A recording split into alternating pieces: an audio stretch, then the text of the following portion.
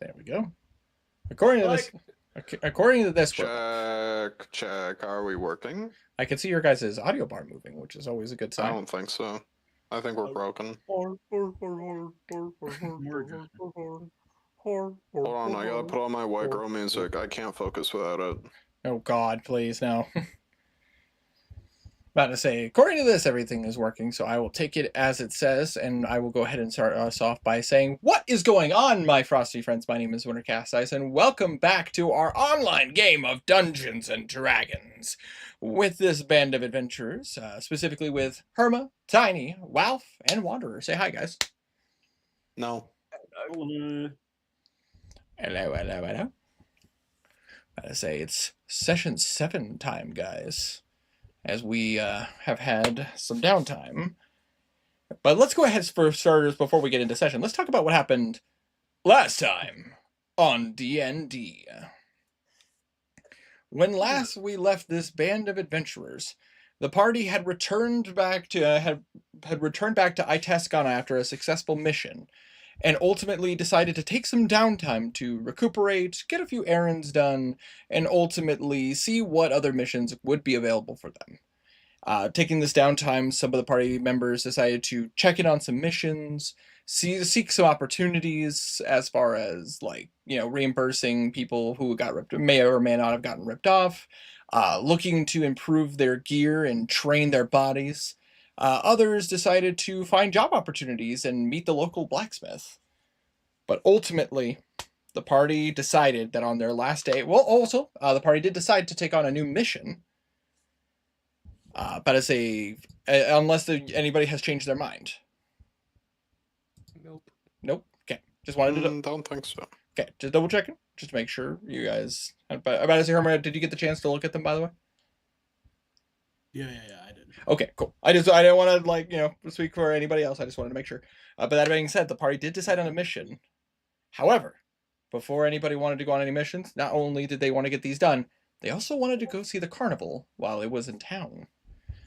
And thus, this last day, on the 24th of Serene, the party had decided, at least the majority, I, again, don't want to speak for everybody, but the majority of the party wanted to go see the traveling carnival. And thus being said, let us go ahead and start off this session by you guys waking up in the morning. Is there anything you guys wanted to do as you wake up and get ready for the day? Oh my God. Wake up! Go get breakfast. I'm going to go get breakfast. I see. Is there anything that Lumen grabs? Is there anything he specifically is taking with him, or is he just like grabbing his normal stuff and just kind of casual?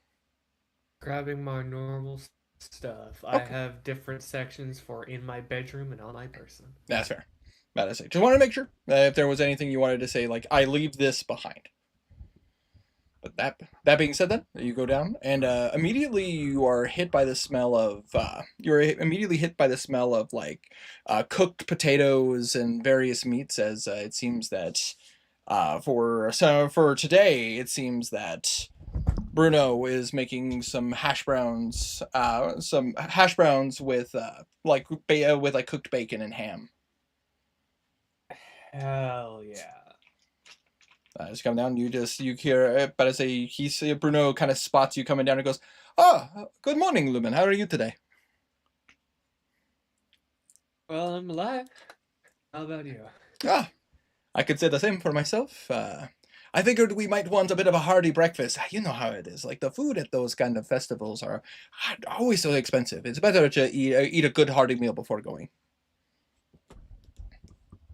I don't know how it is, as I have never been to a carnival. Oh, I see. Well, let me be the first to tell you, they are a bit overpriced. Good food, but just a bit overpriced.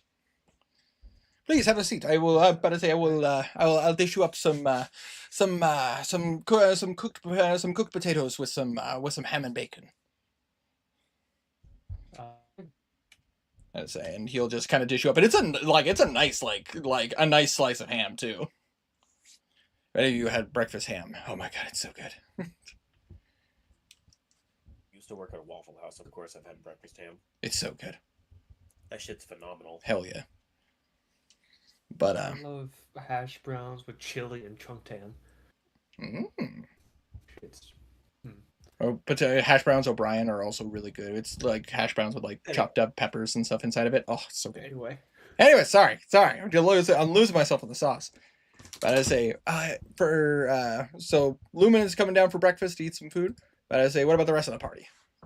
Boromir dies. He's dead. Well, damn. No, Boromir will follow Lumen down not long after. Absolutely. Yeah, I was about to say the same. Calvin is probably hot on their tail. But I say, is there anything you guys are leaving behind, or are you guys just going with normal gear, no problems, no issues? Oh yeah, I'm grabbing the same kit as always.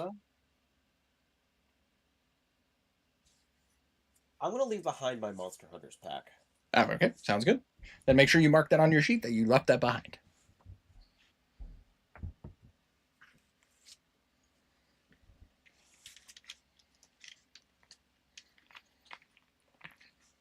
And as you guys are coming down, once again, like immediately hitting that scent, hitting your nostrils, like if any, like you guys have, most of you guys have worked in a kitchen or at least cooked in a kitchen. Like when you cook like meats and stuff like that, those scents waft really hard.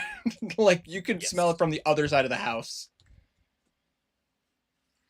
So as you come down, you're immediately like, you see Bruno like, oh, I see everybody is getting up. About to say, would you guys like some breakfast before heading to the carnival? Yes, please. Absolutely. That would be wonderful. And but to say, and you watch as he will pass you a plate. He looks over at you, Calvin, but to say, would you like some as well? I mean, we definitely worked up an appetite yesterday. Yeah, I'll eat. Absolutely, and he will pass you a plate as well. But hopefully we'll get to see you, Roman. He's been kind of coming and going, but I did not see him leave this morning, so I do hope he might join us for breakfast today.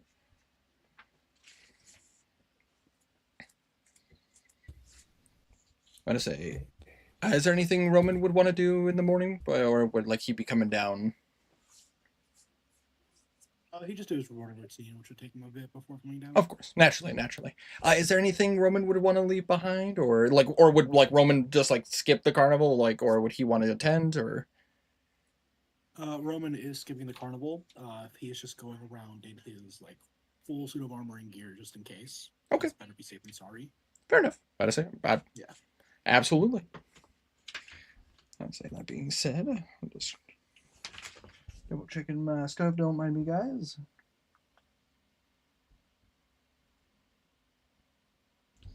All right.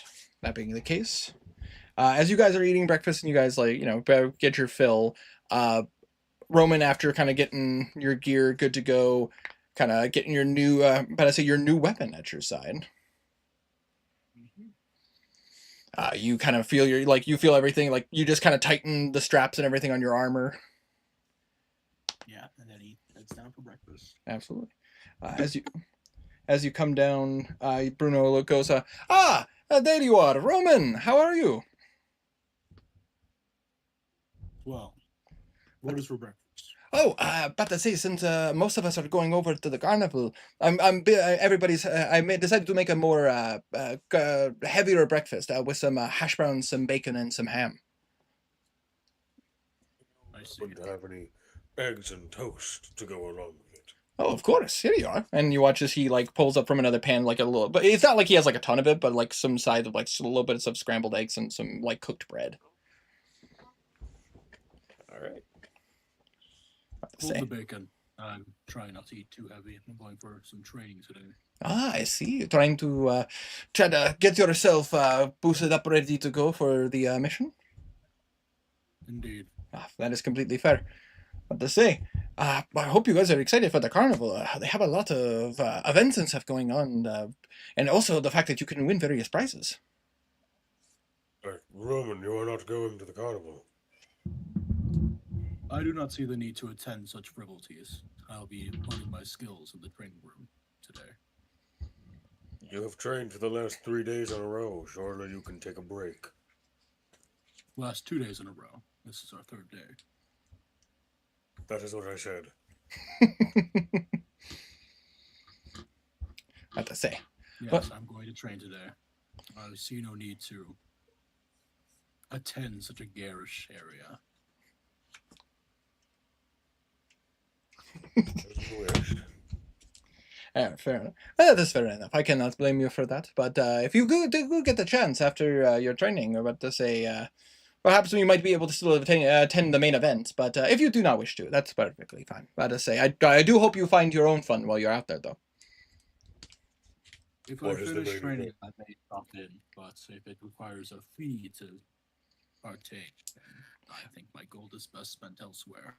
Oh, no. The Cantina Carnival allows guild members to attend, just because of the fact that the guild will pays into the city a tax in which we get to see certain events as they come. But to say, the Cantina Carnival brings in a lot of people to come see them, and it's very minor fees. But for guild members, we don't have to pay. I see. It's basically the normal shit of like the city pays a tax. Yeah. But That does not change plans for today. that is completely fair. I do not wish to derail you. I'm just saying that if you get the opportunity, I do hope you come. But if you don't, but to say, I do hope you find your own fun. I am sure I will. That being the case, then. As you guys are kind of dining and getting your fill, but to say, water and like coffee is being passed around to anybody who wishes to have some. But as you guys have your fill, Bruno is actually going to be kind of locking up the guild house himself. You guys do have your own do have access, as you guys do have like your own keys to the guild hall. Otherwise, if Bruno wasn't here, like you guys wouldn't be able to go home. But he locks it up obviously because Bruno will not be watching the guild today. You never know.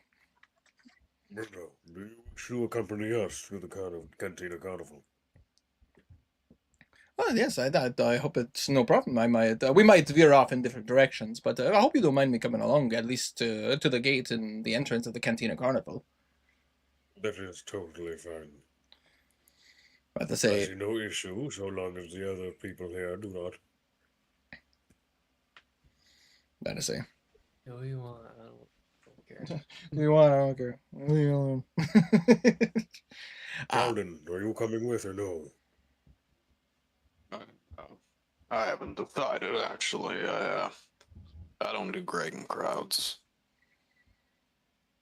If you wish, you can stick close to me or Lumen. Perhaps to Ah. ease your anxieties. What a comforting thought. Exactly, that's why I suggested it. All right, but I might bail out. Your will is your own. I do not wish to force you to come with. Just offering accompaniment is all. I'm with you, but I might bail out. All right. But that being the case, then let us make our way. And as you guys. Let us. As you guys start making your way through, you do see like the town is actually like not like the Grayson Quarter is actually not as full as it normally is, and you do like hear a lot of people like in the tent, like going like in the Tent Town district. Obviously, Roman, you wish to veer off to the training area here in town, but as a so which means that you'll still be in the Grayson Quarter. Excuse me. And as you do so, you wish to just head to the guards training ground.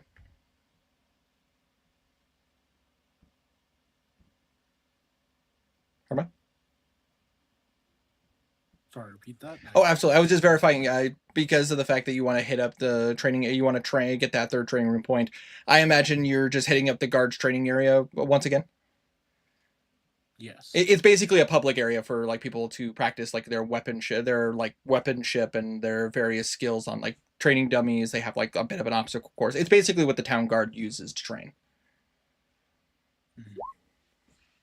Weapon shed. All right. That being the case, Roman, you have make your way, and because you're there, I described it for Tiny, but I'll describe it for you since you are here.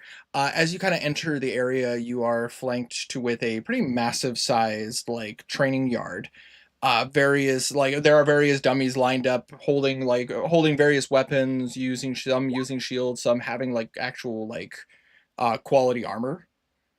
It's basically ways to test if you can actually hit through or dent or actually like break into the various parts of where the dummy is. There are like think like your classic like training yard where there's like tires to like run through but in this case it's more like in this case it's more like wagon wheels and whatnot. And then there's like various ways to like test your strength and like your durability and flexibility. That being the case, there are guards already like doing work and like kind of using the training yard. I imagine like Roman just kind of finds his own spots to focus on his might and skill. But I say, unless said otherwise.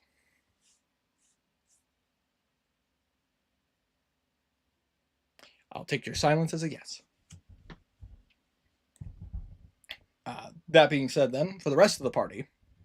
As you guys leave the Grayson Quarter and enter the 10-town district, you are immediately seeing so many people. Like, there's a lot of people here. There's probably, like, at minimum, like, maybe 500, like, spread out over this massive space. And not all in one place, but, like, spread out through, like, a massive place. There are, like, barriers and stuff set up. You see that there are tons of, like, games and carnival events are going on. You see like you could smell food, literally like scents are going all over the place, sweets, salty things. You see like people literally kind of yelling out and going like, step right up, prove your strength, hey, over here, check your dexterity, give it your best shot, win a prize. What would you guys like to do?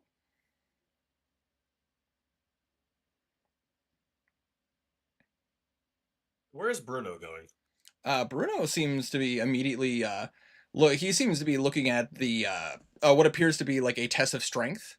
You see what appears to be the symbol of like a giant, like a almost like a wooden cutout of a giant, with a bell at the top. And there seems to be like some kind of thing that you would whack with a mallet to cause the thing to go up. And Bruno's going over there to check that out. Do I see Zebediah anywhere? Roll a perception check. 3. 17? 17. About to say you would recognize a familiar like Harlequin outfit. As you would recognize, Zebediah is currently like waving some fans and like getting like trying to get some attention, so you can go like, welcome one and all, please enjoy the Cantina Carnival. I hope you are here to see quite the sights, as we have various mysteries, dangerous creatures, various ways to test your strength and dexterity, but overall I hope you're here to have fun and enjoy the Cantina Carnival. Boromir is just going to not walk up to him, but just keep an eye on his performance, just out of curiosity. Absolutely. As you see him, like basically he seems to be like doing like some street or like classic like street performing where he's basically kind of showing off his acrobatics. Like kind of like you know what I mean, like you've seen like harlequins and clowns, they'll like practice like their juggling, but in his case he's using like daggers and stuff to actually practice his juggling. But and he seems to be like just kind of showcasing his dexterity. But as you're kind of seeing him perform and like entertaining people, you do see like there are many of individuals like kind of passing through, but like nobody seems to be bothering each other too much. You do see like there are groups of individuals kind of like going like, hey buddy, I better say I dare you to get that drink. I don't know, man. Like, come on, you're so strong. Like, I guess so. Don't mind me. And like you just see like people are kind of punking with each other. If you've been to a carnival, you know exactly what I'm talking about. Yeah. But there What are. is the rest of the party doing? That's a good question. About to say Lumen. About to say Calden. Roll a quick insider perception on Calden. I will choose. They're the same modifier. Dirty, nasty, slutty little 20. All right. Perception or insight? Insight. Calden is regularly glancing over his shoulder. You're sensing a lot of paranoia. Calvin, Mhm. you do not have to worry. If someone were here to attempt to fight you, you have myself at your side. I would not leave you stranded in the middle of the town. Come, try to enjoy the carnival.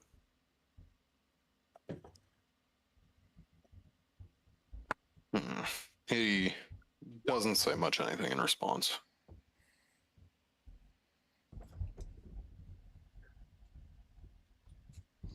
All right. I'm about to say, so is there anything you guys would like, or do you guys just want to kind of look around and see like what all there is to see, or is there a particular place like something you're looking for? I was gonna go do the dexterity test and then look at the monsters that they said they had. Heck yeah. So if you wanted to, for the dexterity check, about to say there is a total of 3 different ones that you can do. About to say I put some work into this.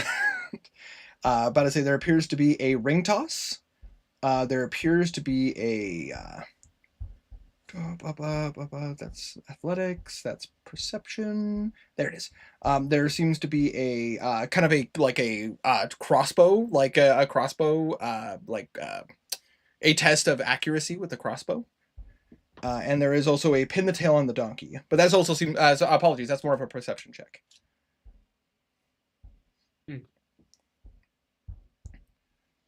He's actually going to do the perception check one first. Okay, you want to do a perception check one? Pin the Tail. tail on the donkey.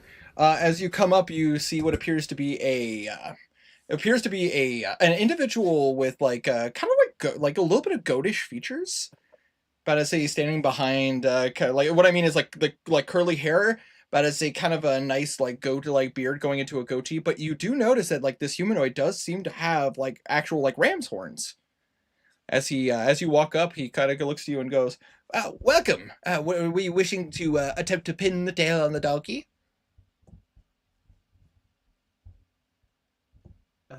What is this? I am. Yeah, that is. This. But to say, it's a game where basically we blindfold you, basically put a bit of felt over your eyes, and spin you around a little bit, and you have to try to pin this tail as he lifts up a tail with a nail through it into the donkey, and it shows a picture of a working mule, but their ass is huge. And to say, you get 2 attempts per try. Is this the dexterity one, or This is a perception one. This is perception. Alright. Then I would like to try it. Absolutely. But I say, you watch as he gets up and he walks to the other side. You see that this individual has like goat-like legs. As he walks up, and he shows you the felt, so like you can inspect it, and he shows like no danger here, just like this, just a normal piece of cloth. All right, just gonna put this over your eyes. I hope you don't mind, and just here you go. And he puts the nail with the tail like in your hand, and he's gonna spin you all around a couple of times. And as he lets you go, he goes, "All right, I wish you the best of luck." And Tiny, Lumen, I need you to roll me a perception check. Yeah.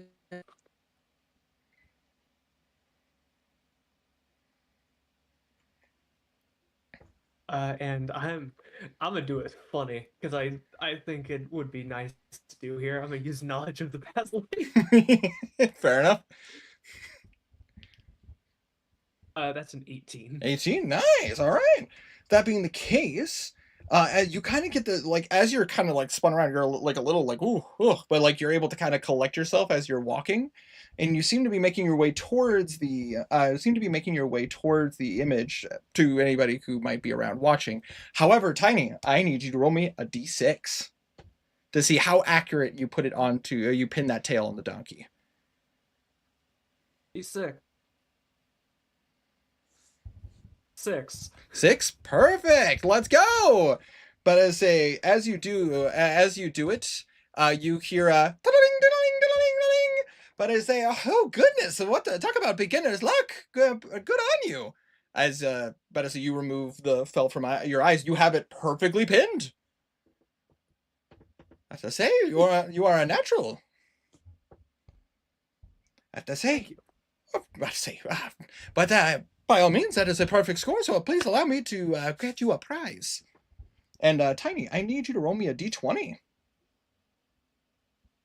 I'm rolling a d20. 5. 5, nice. As he kind of goes to the back, you watch as he pulls out what appears to be a very nice looking top hat. I have to say, I hope you enjoy. This is something that we picked up on our adventures from a society of a country to a continent to the south. It's a very nice workmanship.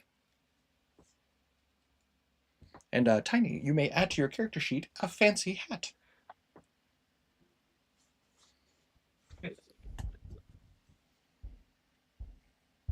Going to take off his tricorn and put on the fancy hat.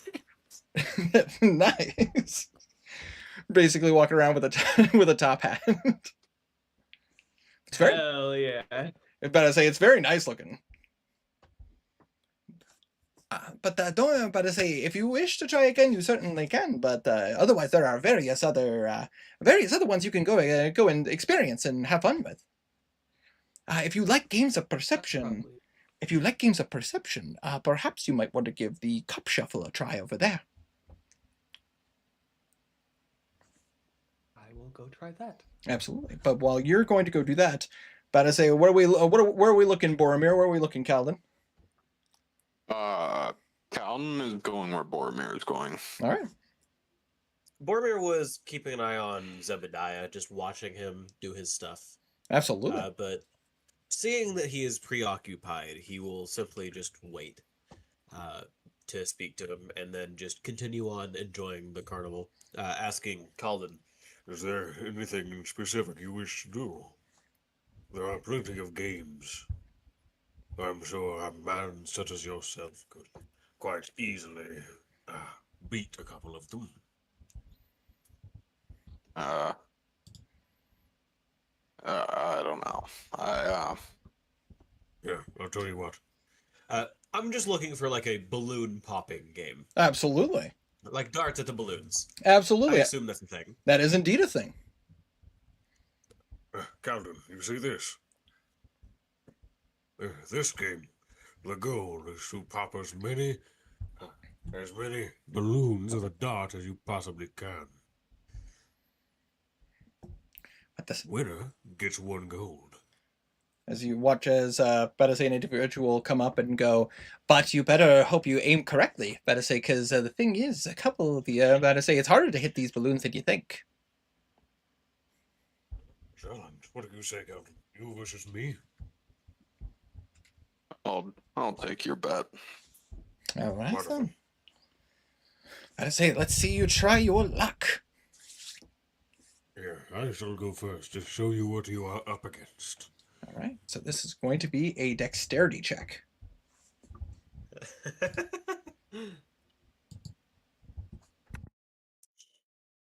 1 second. Absolutely. Oh, you rolled that. I got a damn winter or something. Real Please, quick. by all means. It's probably pretty predictable, Okay, but see what I roll. That is technically a 19, but it is cocked. Shall About to I say. reroll? I would say, but I say you guys could all see this too. I think that's pretty I could clearly a probably roll- 19. I could probably put a D4 on that, to be honest. I think that's pretty clearly a 19. Here, we'll do this. I can put a D4 on it. I can put a D4 on it. Yeah, I'm counting that. So Dex, Yep, Dex. dirty 20. Dirty 20. Nice. As you pick up a dart, but as you kind of finesse it between your fingers, and you just, as you throw it, you do hear it like pops right in front of you. All right, that is quite impressive. And he will pass you a gold piece. Holy shit. But they say, but can you do it again? Let me try. I will try again.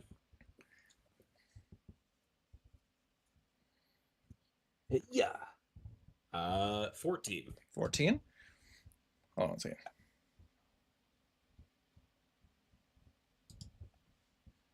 Natural 13, total of 14. Absolutely. Hold on a second.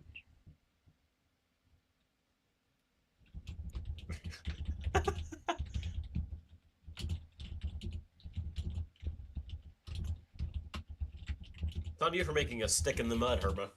I'm kidding. I'm kidding.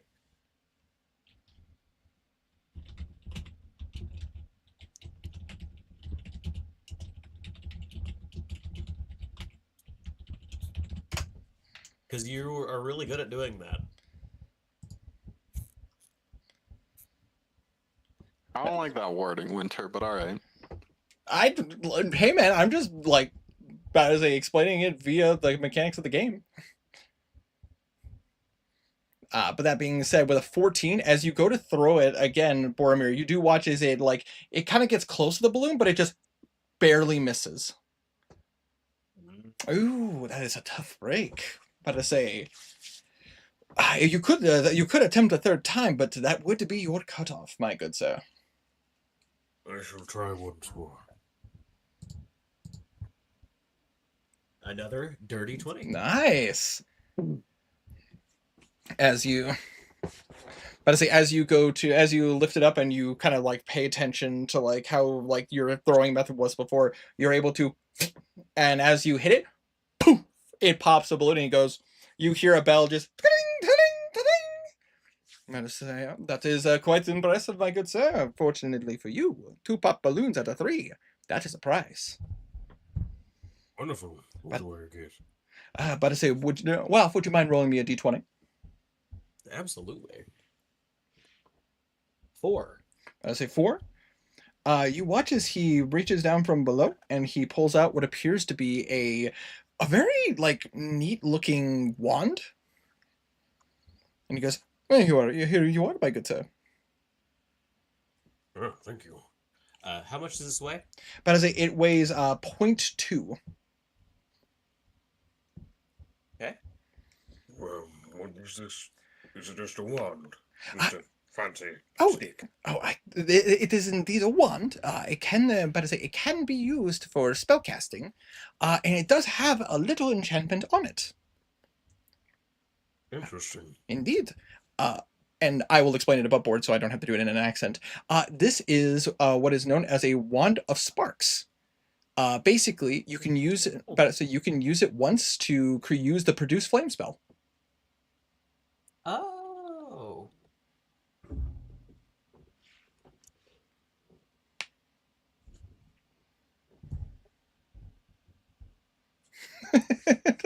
Okay, give me just a second.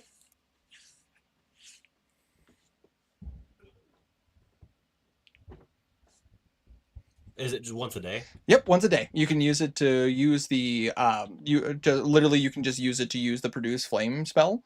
And also it can be used as a arcane conduit, but basically an arcane implement. So you can use it like an arcane focus. Arcane focus. Yeah.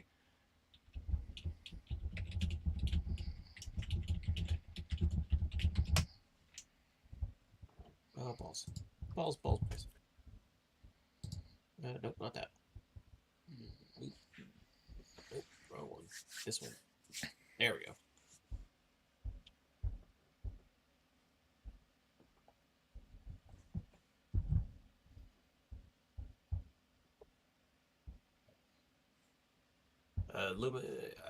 I'll do notes in a second. All right, no, that's fine. You're up, Calvin. Let's see how you do. All right. Just a dexterity Yep, check. this would be a dexterity check. All right, we have +2.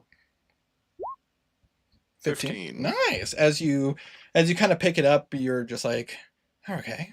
And you go to throw it, and you watch as it hits a balloon, and it just as it hits it, at first it doesn't look like a pop, and then you just hear as the balloon like punctures and empties out. And he goes,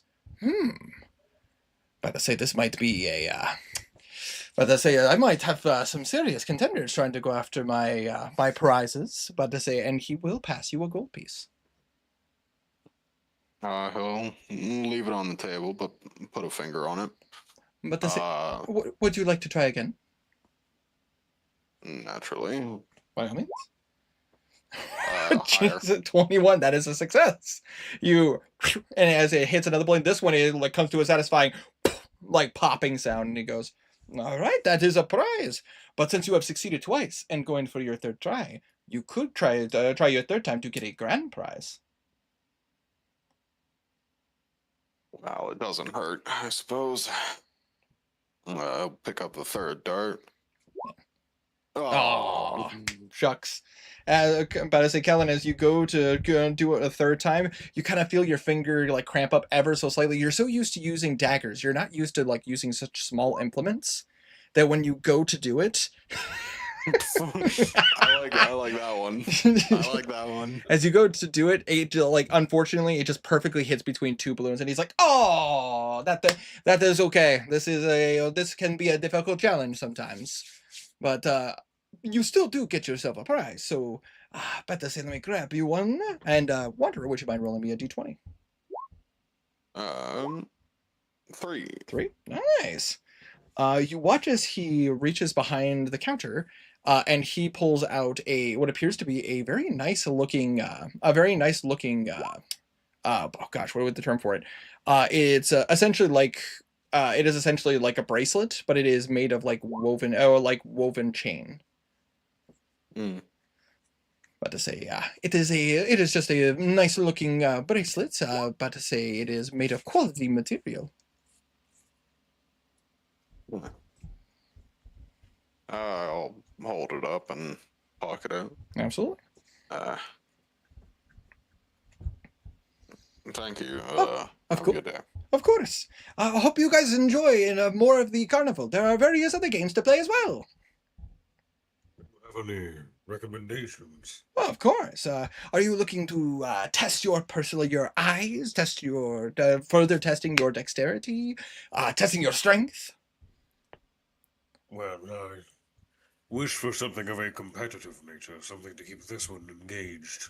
Well, there are plenty of ones to keep yourself entertained. But to say there is also some of the gambling races. You can also try your hand at cards if you wish to. I'm not the lucky type. In that case, if you're looking for something a little bit more low key, there is also you can also check out the creatures that we have on display for people to go take a look at. That sounds interesting. How about that, Calvin? I'm with you. All right. All right. So you guys Let's go. So you guys. Where are those? Oh, if you follow down this path right over here, it's closer to the tent. It's going to be the smaller one right next to it. Got it. Thank you. Absolutely. So you guys head off into where the sites of the creatures are. But to say, Lumen, you said you were heading the same direction? Yeah.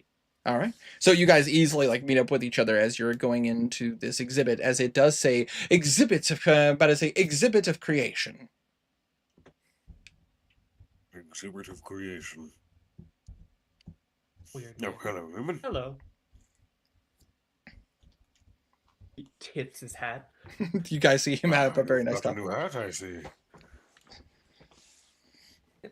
I've got a new Happened wand. with it. Ooh. Got a new gold Was it? piece. Cash money. Hell yeah. What's the wand do, or is it just a wand? It casts a spell. A simple one. One that allows me to Right. produce flame. That's a weapon. You think? It just gave you a weapon. Yes. I hope they don't give one of these to a child. That would be a very bad idea. Yeah, that's what I was thinking. That's what I mean. These carnivals never go well, and this is why. That is deeply concerning. Let's go look at monsters and not think about that. All right. Let's not think about the fact that there's a weapon in my hand that I could be giving to children, and instead go look at the monsters that could eat the children instead. Exactly. I hate carnivals. About to say, as you guys enter the exhibit of creation, you do see like there are already some people kind of like roaming, and you just hear a couple of oohs and ahs. You do hear like sounds of various. You do hear the sounds of various creatures, some mundane, some a little auspicious to hear them. As you guys enter this tent, which doesn't look that big, for you, Boromir, you are very familiar with this sensation as you enter this. The tent seems a lot bigger on the inside than it does on the outside. But to say, and as you walk in, you are immediately met by an individual going, "Welcome to the exhibit of creation. Were you wishing to have a tour, or are you wishing to explore this on your own?" I would Sure, like to tour see it for sounds myself, nice. please. Oh, then By all means, Lewin, you can take the Yeah, tour. I'm I gonna simply enjoy wish to look that. around. That is fair. With a tour, you can get some information of what everything is. Otherwise, you may have to figure out what they are on your own. Fine, I'll do the tour. You've convinced me. People do say I am God, quite in case we convincing. find any. All right. So, about to say, since you are all adults, I will be taking you on the tour that shows more of the could show more of the dangerous creatures. We will still take a stop in some of the areas where you could pet the animals if you wish to. Dangerous creatures. Oh, indeed, we We have. can pet them. That's the dangerous. Well, the dangerous creatures, depending on the attitude of the creature, you may be able to. But for the most part, we prevent people from touching the dangerous creatures. Because we do have a few deadly ones. You're Why? the guy running the balloon stand, by the way, has just actual magic weapons for prizes, by the way. Oh yeah, I mean, you are not. That is not incorrect. But the thing is that you are both consenting adults, if I understand correctly. So which being More or less. This But- isn't a whorehouse. It's a carnival where children attend. well, yes, but if I there feel was like a, giving weapons out is not a good idea. you watch as he kind of look. This Right. this individual looks side to side, and it comes up between you and me. We have different prize pools depending on who comes up to earn a prize. But to say if you I were, mean, So if, it's a race thing. Sure, if I get that. if You saw that I was an orc and gave me a weapon. Isn't that it? That's crazy. if you choose to I take it, wasn't- if you I choose to take it that wasn't way. gonna go I wasn't gonna go there with it, but like, there's still like thieves, and it just feels really poorly thought out. To say, I mean, the city has offered us protections and things like that. So we have, if there were any real danger, the guards would be able to intervene and be able to take care of things. We have full permit. We've given them full permission to access any place in the carnival. Thumbs up. Let's does go the look guard at do? some animals. Absolutely. I agree. In other words, with any complaints, go speak to Zebediah. It's also a carnival, and if you I know just carnivals in can't- real life, they're a little bit more dangerous. I just. They're actually, yeah, they are more I dangerous. can't help but think, wow, produce flame being cast once a day. That can kill someone very easily. Yeah. But to a normal person, if The if DA hit dice. but a normal person might sell it if they think it's worth something, or they might keep it as like I can use this in case somebody breaks into my house. And what happens I if they're can like, man, mow I wonder if people." this actually does what they say it does, and then they burn down an entire tent.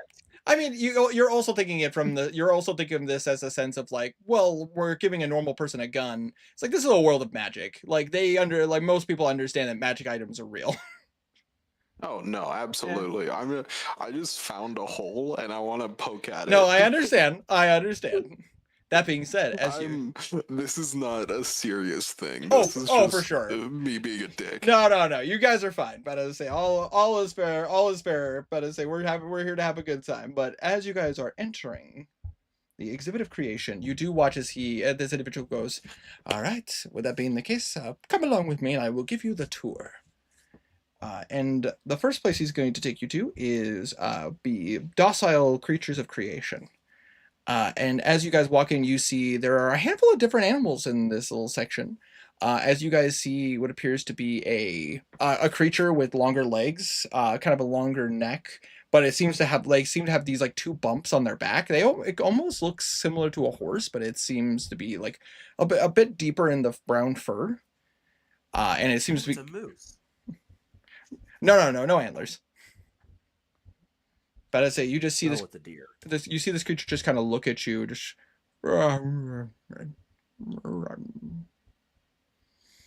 and you watch as please go ahead. Has Boromir ever seen a camel before? But I say, I don't think so. Boromir hasn't been to any place where camels would be a normal use of transportation. So probably not. But I say, so for the majority of you guys, this is probably a very weird looking creature. Oh yeah. But I say, you watch as the tour guide goes, Be like that. this creature is known as a camel. They are used by some nations to transport people and luggage and various means across vast deserts. They can store a large portion of water inside of their bodies. And you watch as he just kind of comes up to the camel, and the camel just kind of seems to respond to the tour guide, and like the camel just kind of comes up and goes like.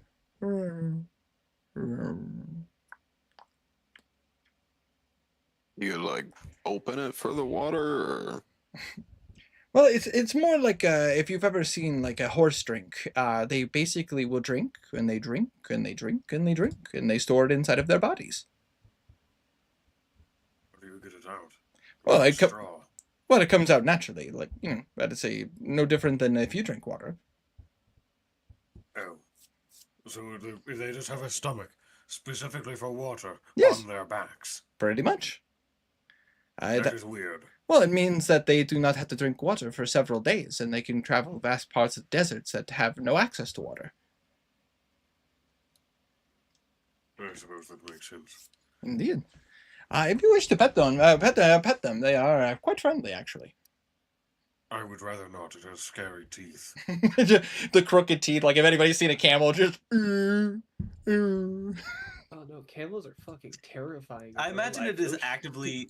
I imagine it is actively eating a cactus just raw. Could you imagine? But Camels do eat cacti. yes, they do. They have, Uh-huh. like in the back of their throats, they do have a thing that will get the spindles off of a cactus, Mhm. so they can eat it safely. Or no, it's in their throat. Sorry, camels are so weird, man. they're fucking They are so crazy. weird.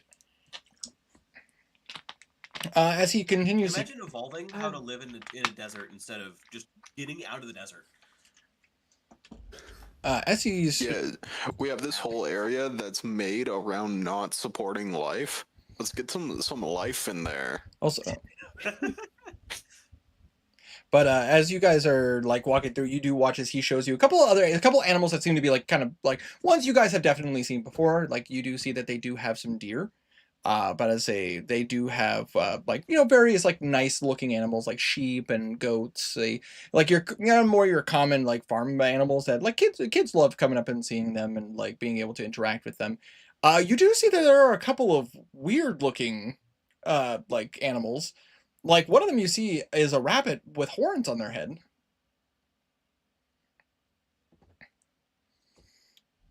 Oh, but to say, I'm not sure if any of you have gotten the opportunity to see a jackalope. Have I seen a jackalope? But to say roll a history check. -1. About to say, anybody who would like to. Real? I mean, 11. 12. about to say, would Lumen like to roll, or would you No. like, or would Lumen be like, they're real?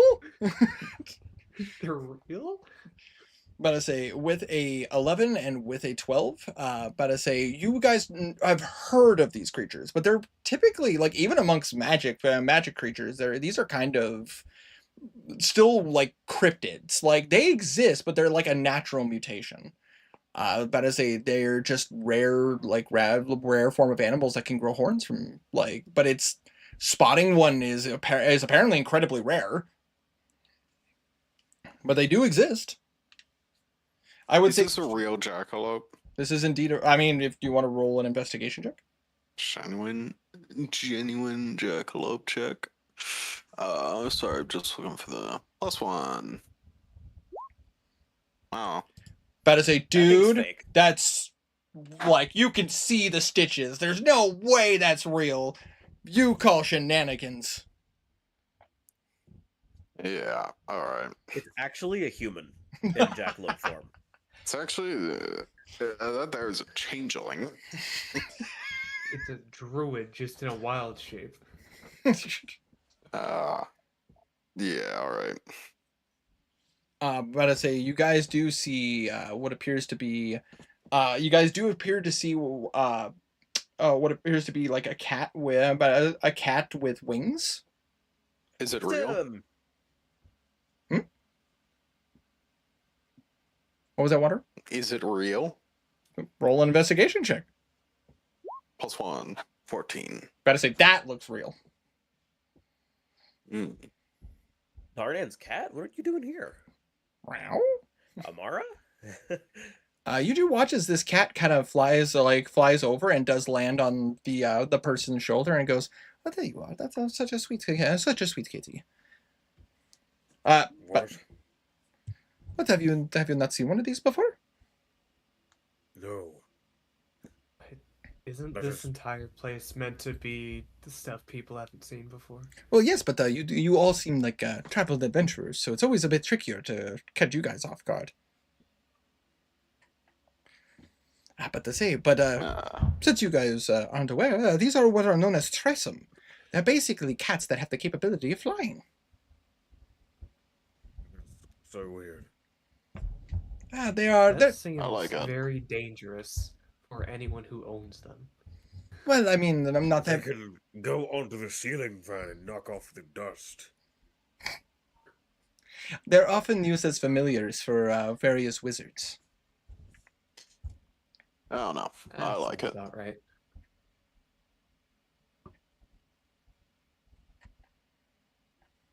I'll try to touch it. You can try to touch it. Absolutely, roll an animal handling. I'm gonna try to touch it.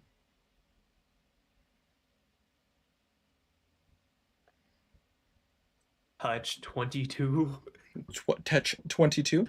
But to say, as you go to touch it, like in typical cat fashion, at first it's like, but then like after a moment, you do watch as it like starts to push its head against your hand.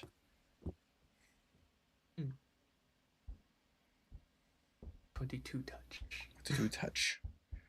I say very nice. But I say very nice. Like sweet cat. But I say it goes. Oh wow, it has seemed taken a liking to you. That's always a good sign. Good. But I say, but as you guys kind of go through this, the last thing you see is something that appears to be what appears to be a hound, but the fur is very prominent. It's like it's kind of like a white gold. And seems to, and as it kind of looks at you, you watch as like from its back, almost angelic like wings. What does everything in this tent have wings? Is it just like animals, but now they have wings? Oh, How do you expect them to carry oh, everything? don't mind don't mind them. That he's actually security. Are you gonna show me one of those humpy things, but with wings? But as you watch as the dog looks at you, and you hear a voice in your mind. I'd kindly ask you not to speak belittling of me.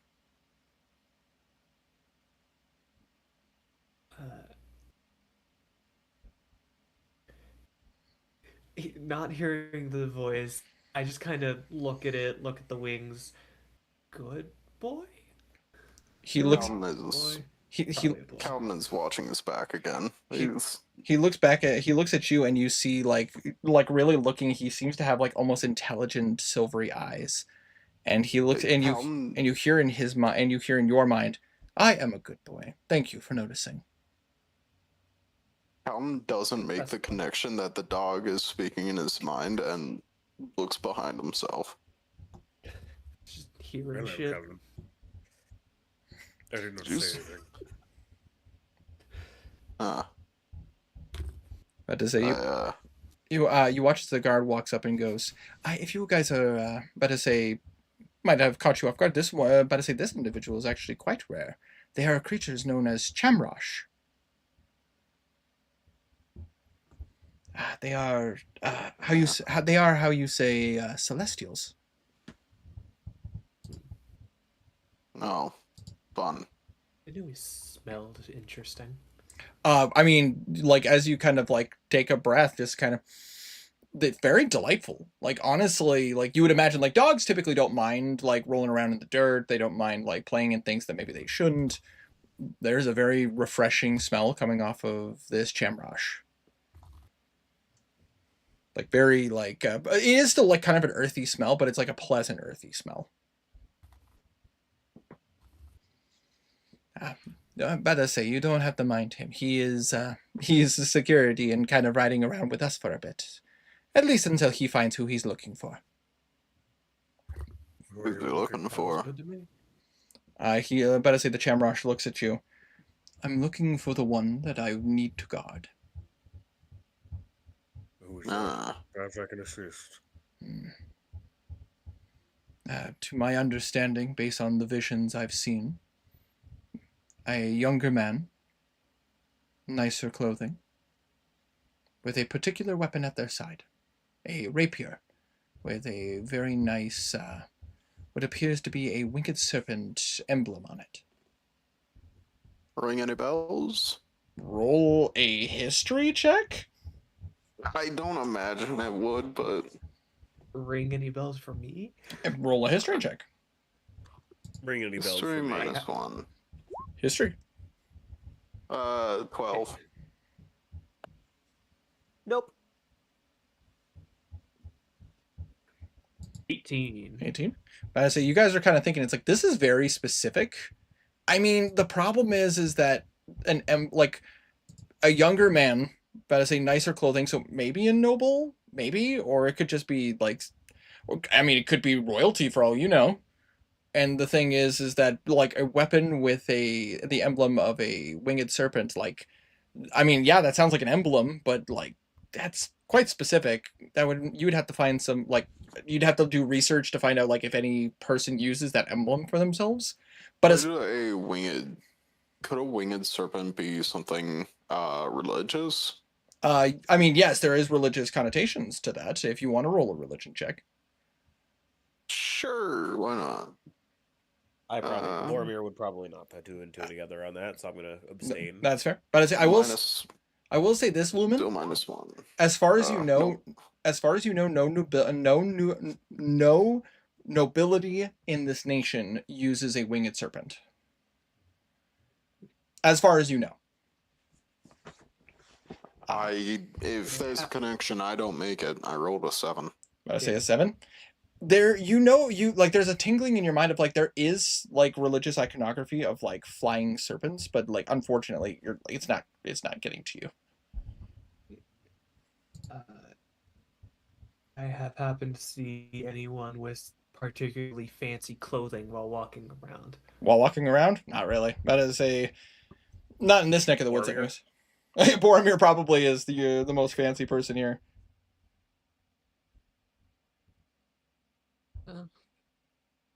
Hopefully they're able to find who they're looking for. Let's continue the tour. Please, by all means, allow me to show you around. You do watch as this individual kind of looks at the Chamrosh for a second, The Chamrosh nods, and then you guys continue forward. But I say, if you guys actually, you know what? I'll post a picture of what a Chamrosh looks like in the chat. I'll look it up. You Oh. go ahead and Okay, that is it. continue. They're really cool Dog looking. with wings. Oh, it's straight over to the dog with wings. Yeah, but they look cool. Like they look cool. Yeah, like look at that. Dog with wings. But it's like Celeste. Anyways, but as you guys enter this next section, you do watch as the tour guide looks at you and goes, "All right, we are seeing some more. These animals are trained, but they are a little bit more dangerous. But I say, depending on how Stick your fingers in the cages. Got it. preferably not, unless you want to lose a finger. And you do watch as there's like 5 different cages. But I say in one of them you watch as what appears to be a serpent. But it's not like a snake.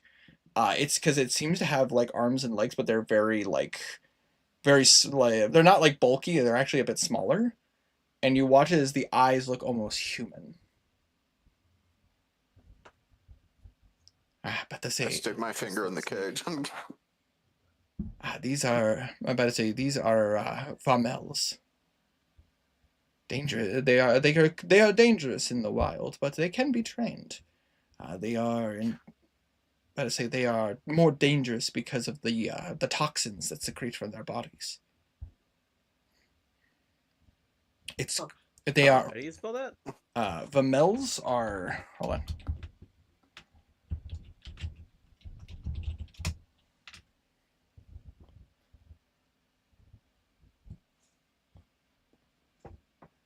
But I say these are actually homebrew. I created these creatures. Oh. But I say there are a couple creatures in this country that I created myself. You said they're serpents? They look With like arms and legs? yeah, well they look like at first glance you would imagine they're probably snakes, but you'll notice that they do actually have arms and legs, but they're like kind of scrawnier, harder to notice. But I say in their eyes, rather than having the serpent-like eyes. Randall from Monsters Inc. A little, yeah. But rather than having like the serpent eyes, they look almost human. Oh, you're a creepy thing, aren't you? But I say you see as it kind of comes up to where the cage is, you watch as it like kind of touches the metal bars. And as it does, you watch as it's easily like it almost looks like it's just like sliding up, but you see the little arms and the little arms and legs literally Big stretch. and it just I kind of touch its belly. But I say as you make contact, he's like, oh wait, I do need you to make a Constitution saving throw. It's funny enough. I'll do what I want. +3. 14. 14. You are able to resist the toxin as it makes contact. You do feel like a kind of a weird sensation go through your body, but you're able to kind of like get it, kind of let it roll off. Oh man, that's like licking frogs. I say, please be careful. Licked a frog before. I know people. Okay. Please, let us move on. Let me show you more of the creatures that we have. As he walks, I just wait for half a beat, and I talk to Boromir slightly more privately. I'm gonna see how many of these I can touch. This is our competition. This is our competition. Jesus Christ. Boromir raises an eyebrow. You're on. Whoever Does he get drops to touch first. the If snake? here's the deal. If you lose your finger, blood is drawn, or you fall to poison, you lose. After that, it's a numbers game, and I got I'm 1 not point. touching that one though. Coward. All right. Roll a wisdom save on that. Okay, I succeed. I'm not touching the Vimel. As you guys, Is the Chamrosh still behind us? The Chemrush is behind you guys, but it's just kind of like at the intersection of the two sections of this exhibit to like kind of make sure that people don't wander into. Did the Chamrosh talk to me at all in my head? I forget. Nope. I'm gonna go back and pat the Chamrosh's butt. Just God damn it. All right then. and as I do, I will say, "Good boy." He looks at you, and I want you to roll a wisdom save. Oh no! This is Natural great. 20. Natural 20. But as you do so, Boromir, you do feel like a small connection, but you feel something in your mind sever that connection. Oh, that was weird. And the Chamrush looks at you. And then it tilts its head sideways. And you watch as it takes a couple steps away from you. Roll an insight check. Uh-oh. Can I follow up on this insight check? Can I do the same? Because I'm Well, definitely watching this. I would say This one I would was say I had to have a feeling. I will allow it. Am I able to roll insight as well? Yeah, go ahead. 22. Hold on. +0. 9. 9. About to say, I mean, That's a dog with wings. yeah, that dog probably just feels uncomfortable that And also, someone this tried to is touch really him. weird. This is really weird. Okay, as this is going on, Calvin will walk up. Hey, that doesn't count. It's sentient. You just What? assault. Yeah, you just assaulted that guy. Oh, I am so sorry. I did not know you were sentient. How is it sentient? You're. I apologize. You watch as the Chamrush continues to back away from you. And you do see like a bit of an aura. You almost see like a bit of an aura like kind of go around it, almost like it seems like it's trying to protect itself. I bet you feel dumb. Anyway, we better catch up. They're getting away on us. Meanwhile, I feel dumb. Yes. meanwhile, Lumen, Meanwhile, as you guys are walking up to another, you Ooh, see, what's this one? but I say you see a creature, what appears to be a large cat, but it has like a massive mane. You would know what these are as being from Prologos, and Shit. but I say this particular kind of animal is used in a lot of symbology here. This is a lion. Well, we have to.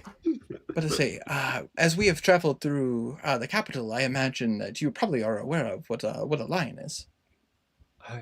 I do know what a lion is. I say, majestic creatures. Will it try to bite my hand off? It will Yes. if it will if you try. I looked at Calden. I look at Boromir. Maybe we skip this one. Roll insight. I'm rolling insight. Hi, 19. Calvin moves his gaze over to the lion. How close is the lion? The lion seems to be just kind of like prowling across the cage. You do notice there are multiple of them. Are one of them close? One of them is decently close. Is it in touching range? Yeah.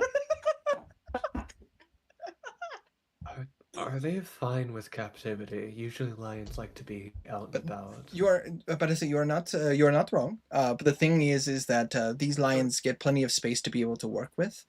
And the thing is that we ethically release them to the wilds after a bit of transportation. Some of the animals that we pick up are not supposed to be where they are. You know how it is with wizards and poachers. Sometimes they need a means to ethically transport an animal from one location to another. All right. Did you Which shake makes your sense. head? This is your chance to touch it. Yeah, I want to touch it. If Absolutely. I can touch it, I want to touch it. Absolutely. Are you trying to be stealthy about it, or are you just going up and Yeah. going touch? Yeah, I'm trying to be a little stealthy. Then sleight of hand. I'm distracting the guy. Sleight of hand or stealth? But I say sleight of hand because you're trying to do this without the lion thinking that you're food. +4. 11. All right, we're gonna just take a quick roll here. Yep, nope, that's Alright. the immediately as you go to touch it, you better say, I do need you to roll me a dexterity saving throw. Dex save. Another +4. Natural 20. 20. You're able to avoid as like you go to touch, you touch fur. Immediately the lion turns, tries to bite you, and you're able to just like pull your hand out as it like, and you guys hear a rattling of the cage. Got but I say you do watch as the handler goes, oh, make sure you be careful. But I say it's near feeding time. Oh, my bad. Is it possible that we can feed the lion? I would love to pet it. But I say, unfortunately, they are a bit testy when they are hungry. Unless you are like a trained handler, we would prefer it if you didn't. Calvin kind of crosses his arms, and on one hand he has 2 fingers up with the rest of them down. Wayne kind of raises his hand. I'm a trained handler. Oh, are you? Oh, in that case, if you would like to. I don't believe you. I don't believe you at all. I think you're playing the game. No, speaking of the game. Fuck you. I mean, you could roll insight. Yeah, I'm gonna. What is my insight? I think it's dog water. It's +0. 3. Clearly an animal handler. Bullshit. Clearly an animal handler. The best. He could turn into one. Actually, no. He's bullshitting. He actually is an animal handler. Yeah, bullshit. Don't believe it. No way. Really? I didn't know that about you. I mainly handled the lizards, but I've been trained to handle other sorts of larger creatures Cut for my line of work. cut to all the things you've seen in Prologas. But I say Well, So you is say the, so. is the lion still up on the fence? the lion does seem to be up on the fence, like looking at you Is guys, it looking at Calden? Yes. Or me? like at Calden, because It's looking at Calden? I'm just gonna like slowly move closer. you want to I'm try just trying to give it a little sleight of not hand. to the cage, not to the cage, not to the cage. I'm moving ever so slightly closer, and I'm just gonna give it a quick poke on the. But I say, one of the toes. are you being stealthy about it, or are you just We're gonna get doing it? kicked trying out. to Roll a sleight of hand. We're gonna get Would I get kicked advantage out. because the lion is currently distracted with Carlton? I'll allow it. This is fun. Okay, that's really good. Natural 17 to start. Okay, that is an 18. But I say, as you go to do it, but I say you, and you, but I say the lion is just looking at straight up, just Looking looking at you, pissed. yeah, looking at Calden, and you just see the, but I say you just literally see the lion just go. The lion's fucking pissed. But I say, You touched it without consent. It is pissed at you. but you do watch. We're rage baiting animals. But you do watch as the individual does pull out what appears to be like a hunk of meat, and he does look at you. Lumen, and goes, "But the thing, by all means, please."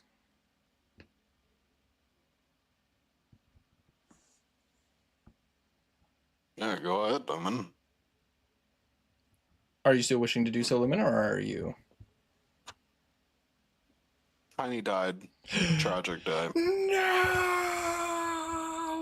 I guess we have to take this opportunity to touch another lion. I was trying to get there. Registering, it just didn't like me. There you are. Hello. He is going to go feed the lion. All right, absolutely. As you go to do What so, else do we have here? Lumen, I do need you to roll me an animal handling check.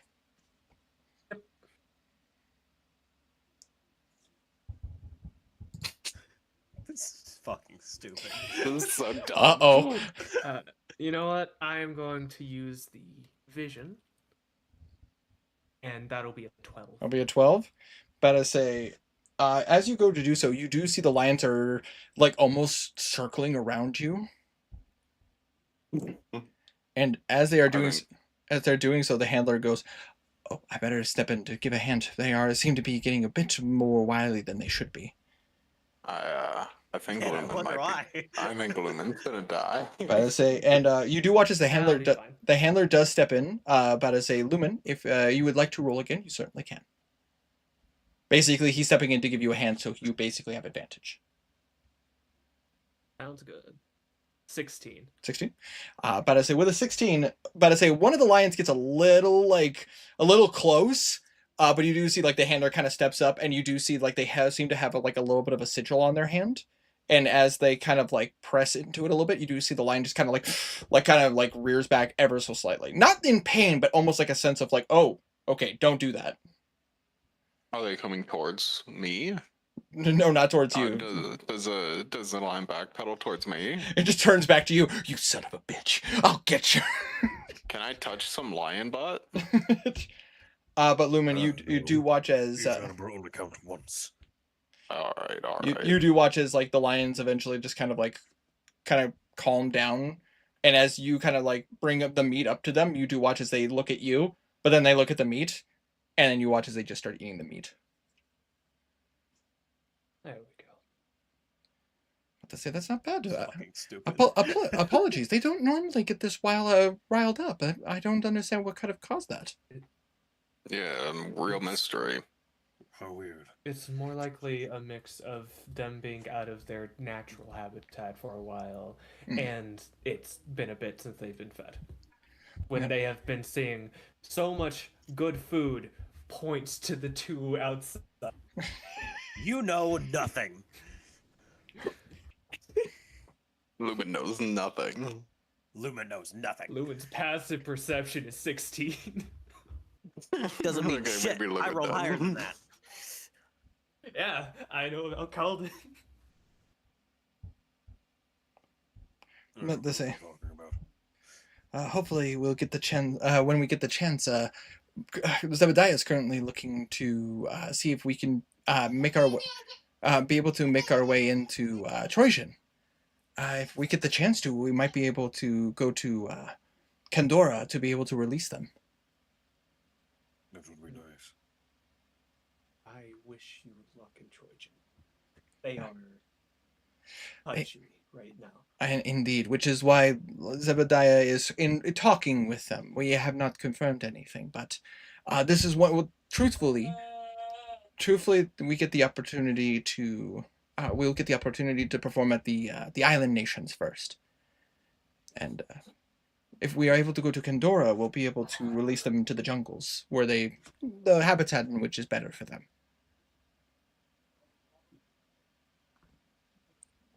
That would be best for them. Which I will say this, for most of you guys, no rules necessary. You guys really don't know much about Trojan's island nations. Lumen, you might know a little bit, but it's like, because of the war and everything like that, it's more, Trojan has always been like the main focus, and the island nations are more just been an extension of Trojan. They are there. Yeah, they are there. They are, but the thing is because they're like, like, to put a U.S. comparison, they're like territories. Like, they technically still operate as like their own country. Just they fly the flag. Makes sense. But please allow me to, now that we've fed the lions, let me show you the rest of the animals we have in here. Please. Yep.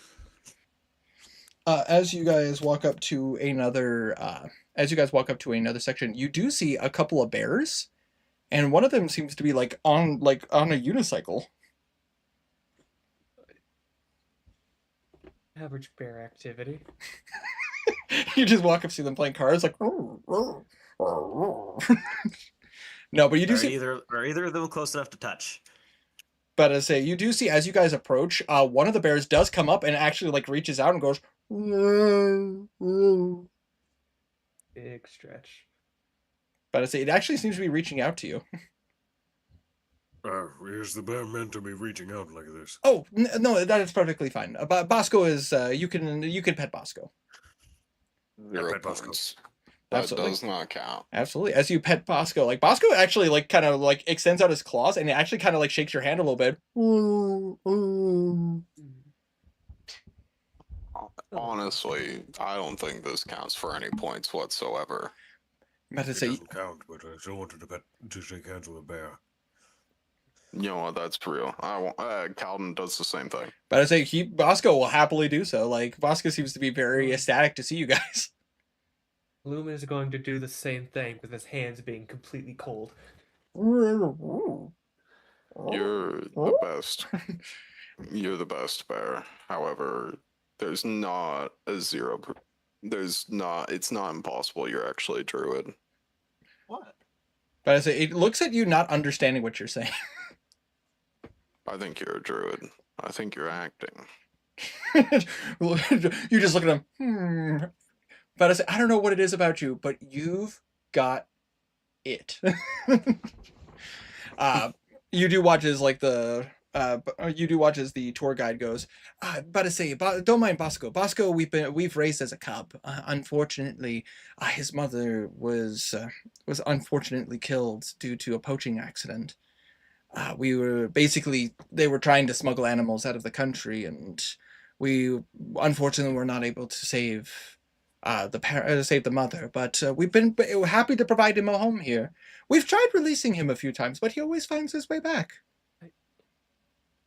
Well, you give him food, attention, place to rest without any natural predators. Yeah. He essentially is one of the family. We've raised him since he was a cub, and he has been a part of the carnivals ever since. I don't Does he have think a it's hat on? healthy. Oh, he has hats. It's just he's not wearing one right now. I don't think it's healthy for druids to be wild shaped that long. I mean, it's not the druid, but okay. Of course, it's not a druid. Of course, You it's know not. what? Lumen is going to look towards Bosco and speak in primordial. Are you a druid? It just looks at you, even more confused. It's not druid. I speak in draconic. Yeah, you're a druid. But I say, like literally, you see subtitles in Bear. You just hear, I don't understand. See that? That's exactly what I'm talking about. Only a druid could do that. Only a druid could it's use just- subtitles. Yeah, only a druid It's can use just subtitles. in Bear. In Bear. It's literally just the dinosaur from Meet the Robinsons. Just literally like.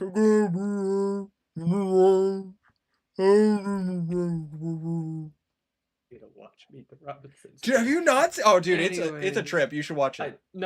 Again. You're about to say it's great. good. I love that. movie. Anyway, But Anyway, let's go see the next one. absolutely, as you guys walk into the next one, you guys see a rare sight. But I say for this country, as you walk up and you see there are a couple of horses. I still feel like this is 0 points. I think this horses is 0 can points. kill you in one hit. Yeah, sure.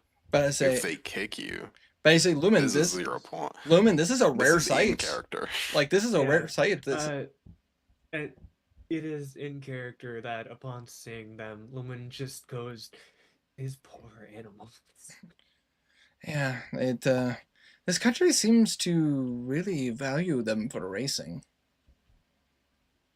For racing, that's noble stuff, but these animals shouldn't really be in this country. The humidity and the temperament, Yeah. plus the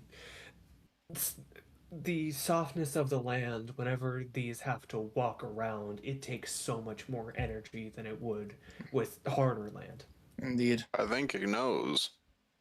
It's it is quite the dangerous thing for them, which is why we're happy to provide them a home amongst us while they are here. Hopefully we can bring them somewhere else where they could be set free, but while they are with us, we do keep them safe. We have a means to protect their hooves when they travel through the land. Oops. But I say they seem friendly. Like most people who know horses, like unless it's a stallion. If it's a stallion, they'll typically stay away from you guys. Like they are those Broncos are not a fan of people. They're dicks. Yeah, they're kind of dicks. These horses seem to be like your classic riding horses. But then on the bright side, while they are with us, it's always enjoyable to see people's faces light up since most common folk don't get to see them. Which makes sense. Now, I do warn you about this last one. It's a bit of an oddity. People tend to have a hard time seeing them. I look at Boromir. But I say, as you guys walk up to the last cage, you do see a rather large creature with like kind of grayish skin and large feet. But as it turns to look at you, but I say what appears to be the body of an elephant, you see what appears to be like the head of a massive fly. Kind of look at you with like those like various like I forget what the eyes of those insects are called. It's Oh, it's a fucking flyfin. I remember seeing this in C1. Yep. But I say they are like a very weird oddity as like you walk up and Compound eye. the compound eye, thank you. As you guys walk up, it just looks at you. And then, like the the trainer goes, "Do not be scared." But to say they are actually quite docile, but they do tend to intimidate people. I want to touch it. I mean, let me take a look. And you watch as it lifts up a hand, and you watch as the flyfin kind of walks up, and you watch as like what appears to be like a little bit of a proboscis kind of comes out, and you see like a tongue kind of like kind of comes out trying to touch his hand. But to say, it seems like they are in a good. But to say, they are in a good mood. If you wish to touch them, you certainly can. I will touch it.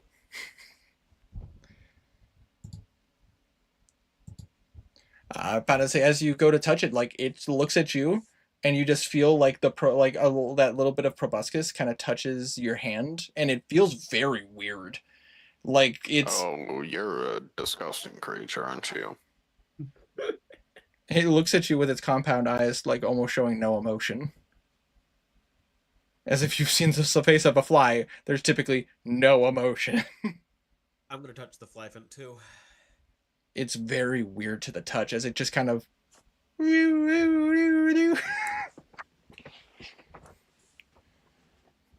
But as it looks at you, you watch as like the creature kind of like lets out, it kind of starts shaking a little bit, and you do see the handler is like, everybody back up, everybody back up. Yep. Moving back. You watch as after like a moment, you do hear like a very like almost like buzzing sound. For you, I'm about to say for you in particular, Lumen, it's kind of grating on the ears. He has to reach up and cover the ears on his head. Apologies, I'm about to say they got a bit excited, and they have a defensive, ability.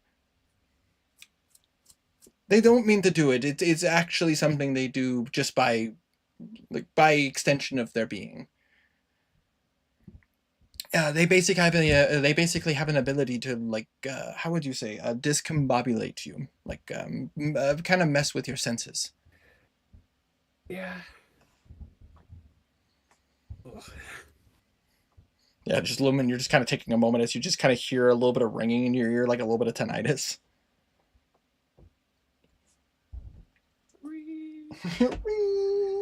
Next. As he looks at you, the tour guide looks at you guys and goes, "Okay, these last two creatures are very dangerous. So I ask you to make sure you keep your hands to yourself. They can hurt you. We have special handlers for them." I look at If you touch Boromir. them, you're not allowed to sue them. Pretty much. What? No, I wouldn't. I wouldn't touch something that's so obviously dangerous. As you That's guys not my thing. That's not what I do. enter the next room, you do immediately hear a very loud roar. Puppy. And as you guys walk in, there seems to be two cages in this room. One very, very big, and it seems to have multiple forms walking around inside of it. And when I say like very, very big, I mean like think like think like the cage they kept Appa in when he was caught and brought to the carnival. Think 10 by 10 by 10. Bigger. Not a gelatinous cube. As you guys walk in, immediately it's hard not to see them. You see these large reptilian creatures, very massive legs, a long tail, huge skull, but these tiny arms. As you see two T-Rexes circling around in a cage. Oh, God.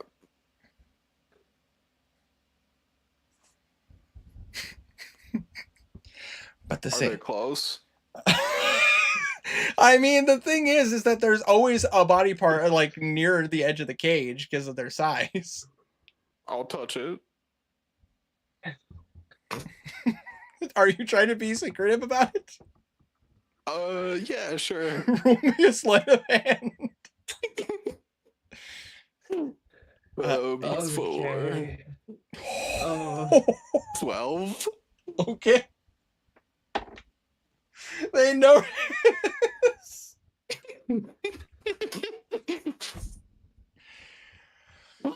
Lumen, you watch as the tour guide kind of looks at you, looks at you and Boromir, and starts explaining like, yeah, these are known. These are what most people would call dinosaurs. They're massive, like reptilian creatures. They roam around the jungle, roam around the jungles of Idris and Kala. Just one eye slowly pans to Calden.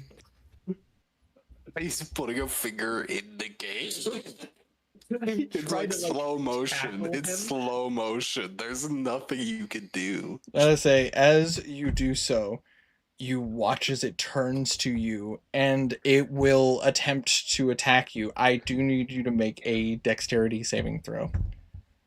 I have +4 to that. Easy peasy. Shit. Nope.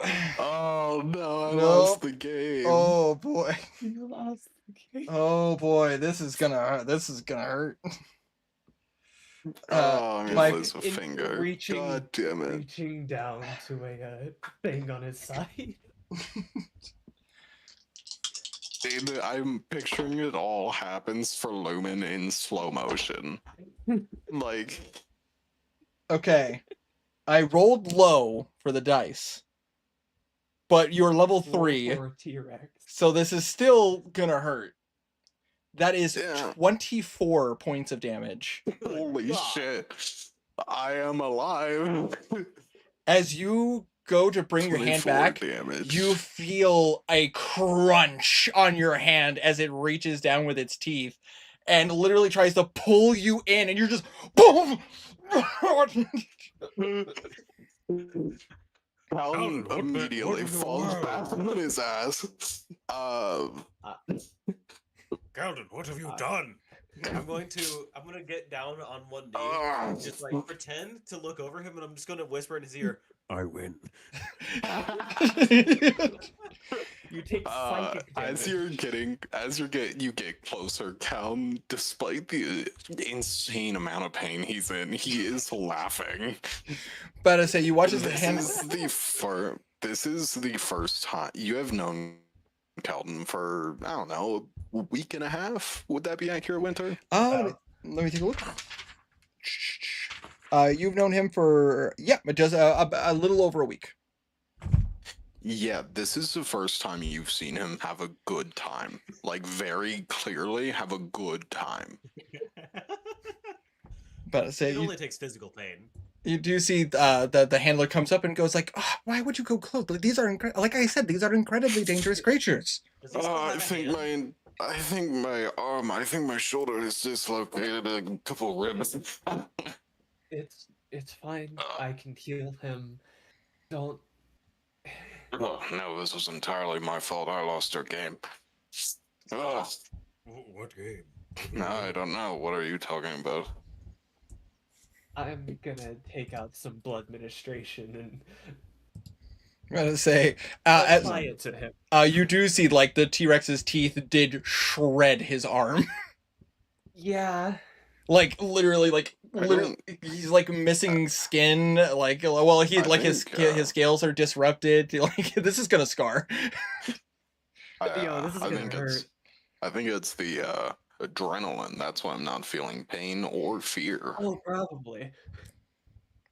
Don't worry, that'll kick off in like a minute, and I'm I gonna cannot wait to tell administer. Bruno of this. You're gonna take a minute to.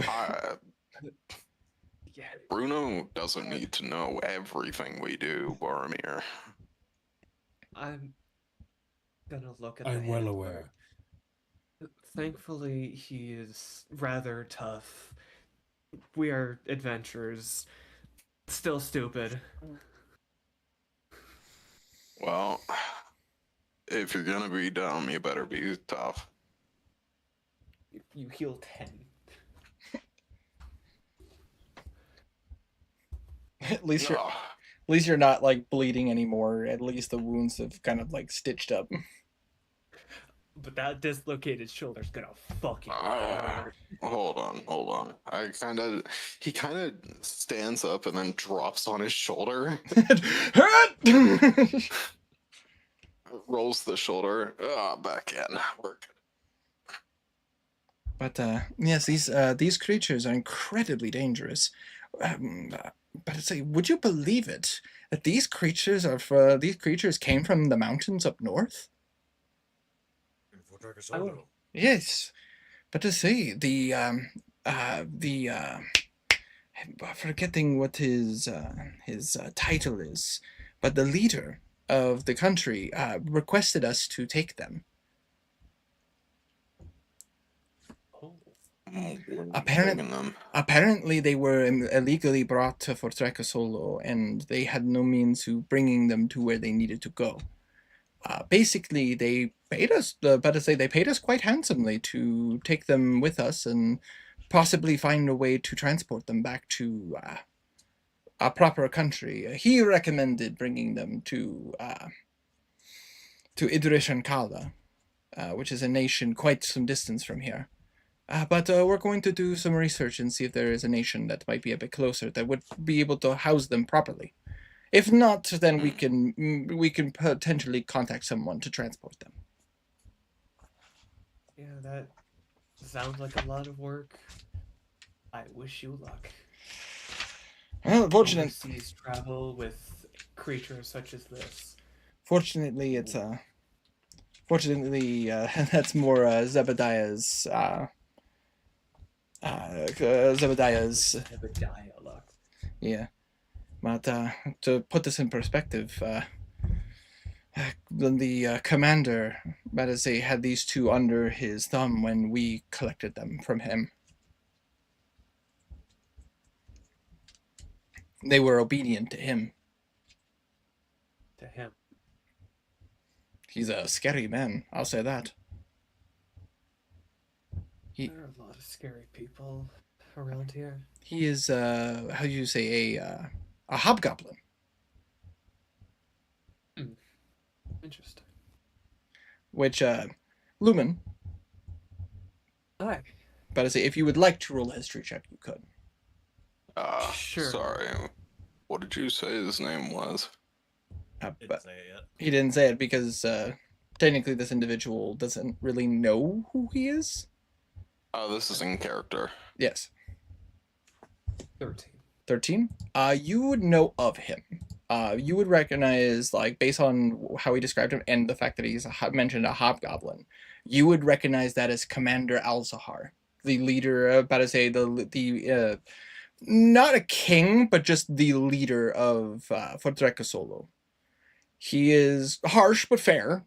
Like, basically, their country is filled with misfits and people that apparently don't belong in other societies. It's very much a safe haven for outsiders, supposedly. The Reborns. Let's try. Also, shifters. Shifters are often. But I say, I meant that. but I say they also are. But I say yes. Wow, that is correct. Commander Al-Sahar is a terrifying but fair individual. He seemed Zebediah seemed to get along with him just fine. I didn't wish to talk to him. He seemed a bit standoffish, if you will. And what are these?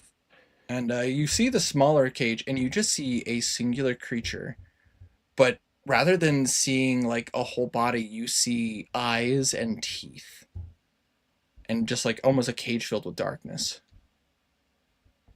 Ah, yes. It's the Cheshire Cat. Yes, clearly. This creature is a bit of an anomaly. They are the newest member of the carnival, which we are a bit wary about. We did some research and learned that this is what's known as a shadow hound.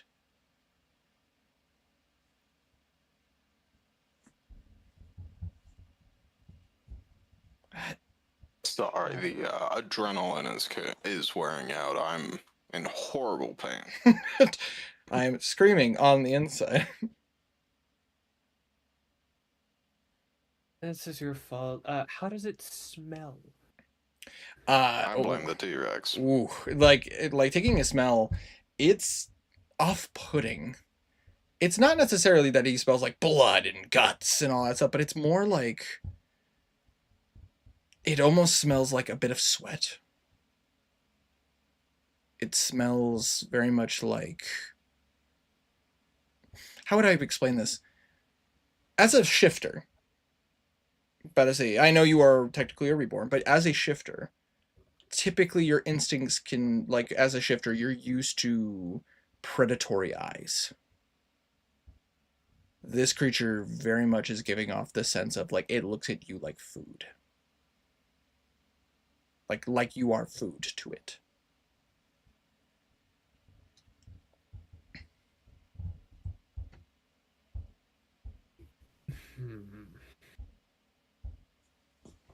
We, This. Hmm? You called it a shadow hound, correct? Yes, that is correct.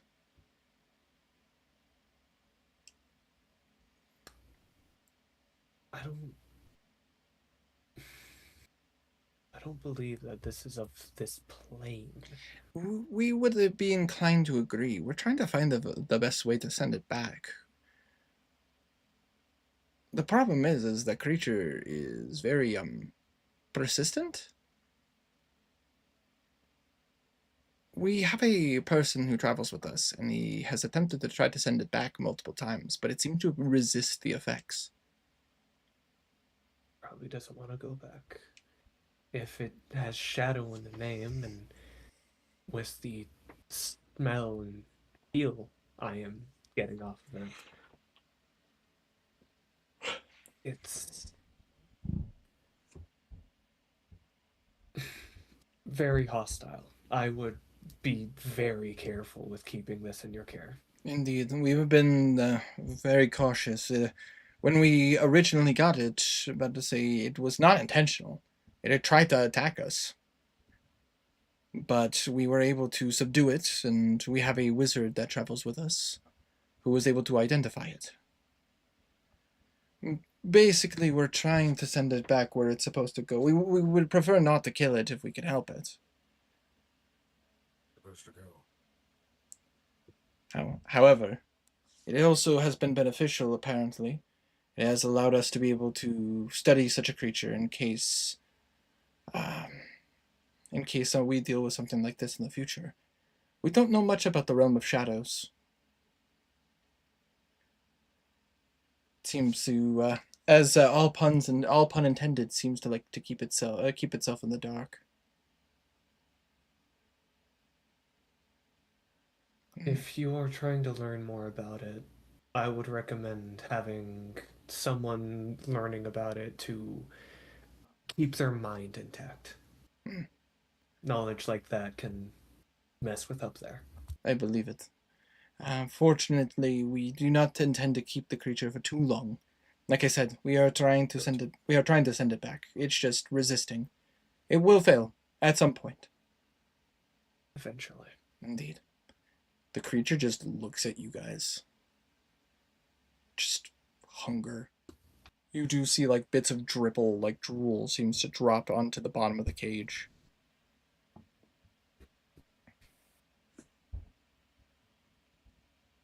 Either way.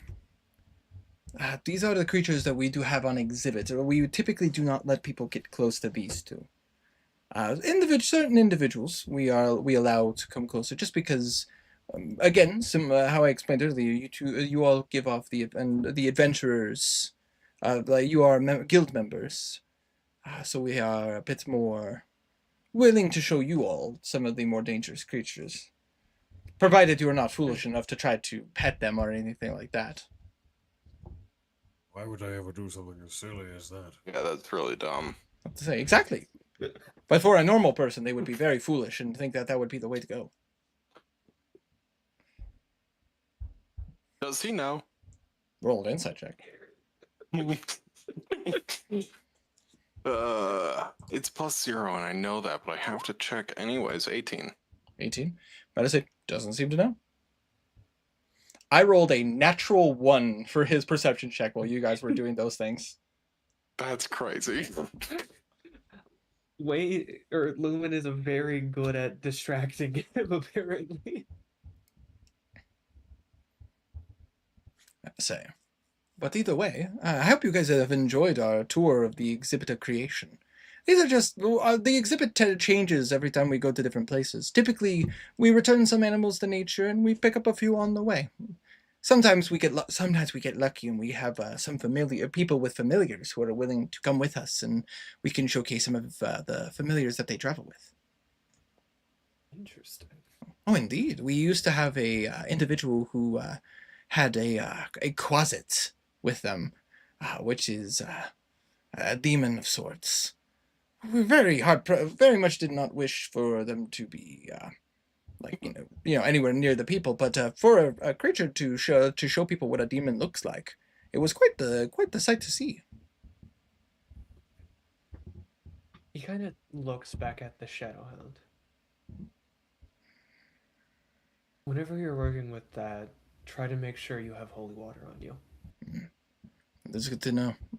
We'll be sure to pass that on. Maybe we can get some while we're here in town. Probably. I mean, at Tascana, typically you can find a lot of things here. Exactly. And there's probably many clerics. I just haven't met one yet. All right. No, I've met a couple.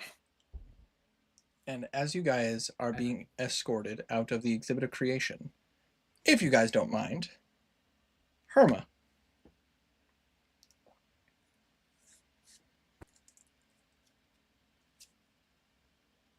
If Herma is still here. 1,000 years I lay dormant. Who dare awaken me from my? Oh, hey, Gohan. Okay, go on. But I say, what are you up to? Fun robots. Sweet. Mind if I take a swing?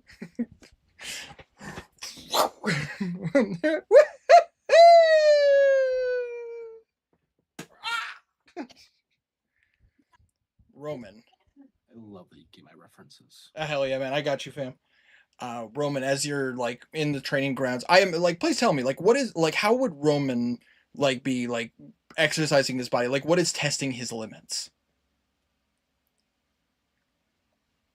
So I imagine what are the amenities provided in this training room actually? So basically, the amenities here is that you have, like I described before, various different. There are various different dummies of various skills. Some of them wearing armor, some of them carrying shields, some of them using different weapons. Like a sense of like being able to try to counter and fight with various implements and protections.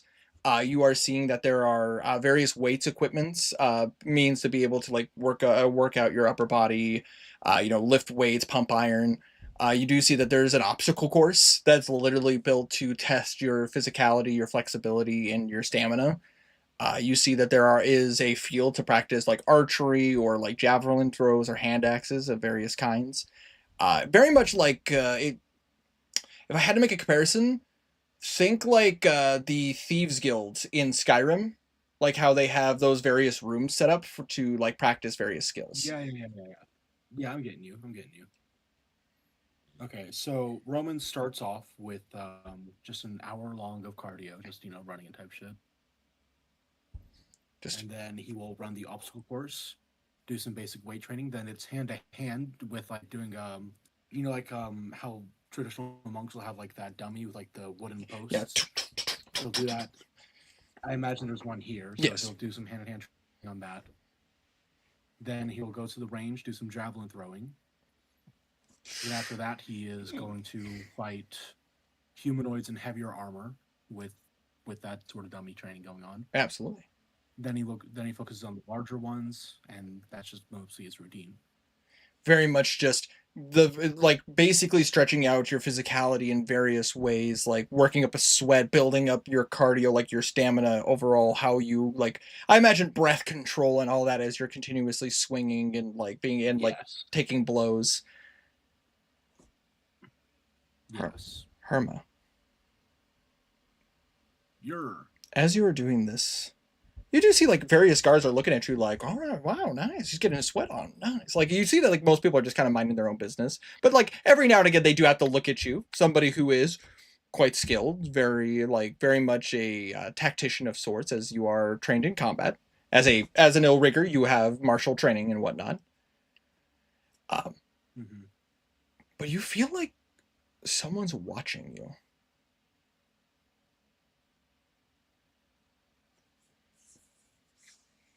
He scans the crowd a bit to see if anyone's like actually watching him. Roll a perception check. Yeah. Roman, what's your perception modified? Do you even have one? It's a good question. No, you don't. So that's just a 16. 16. You do notice somebody in the crowd is looking at you. A female. I say kind of like wearing armor, but it seems to be a bit lighter. She seems to be like looking at you as you're like practicing your technique and your skill. But I say, do you pay her any mind, or you just focus on yourself?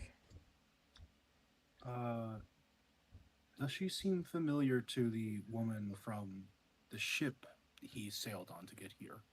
You know the one. But I say, she does seem to share a very similar form. But the skin tone is off. Right. I would imagine. Doesn't seem like she's bothering you. She's just After he looking at you. finishes up, like, Go on. after he finishes up like one of his sets, he wipes some sweat from his brow and walks over to her. I'm sorry. Have we met before? I believe we have. It was on a ship heading down from the north. I hope I'm not bothering you. No, I don't think you are. Am I correct to assume you're the one that had business with the one that wasn't a combatant in the pirate attack? That is correct, yes. But you don't need to worry about that. His debt has been paid. You'll probably hear about it soon. I think so.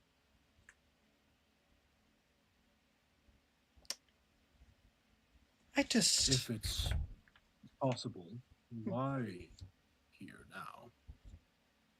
Well, truthfully, I wish to speak with you. Not often do I get to see people who see me for who I am. Should we go someplace with less passerbys? That would be preferred. Fine. I'm sure there's an alley or something around here we can speak in. Indeed. And she will lead you. And Hermo, would you mind joining me in chat too? It's my turn. Well, hi, Hermo. Hello, Winter. About to say, as you enter what appears to be kind of like an abandoned alleyway, like very much like cleaned up. Nobody seems to come here very often. No real foot traffic. You watch as she turns back to you, and you see the glamour comes off, and you see the familiar red skin and the like yellowish eyes. No iris. So how have you been, Devil Boy?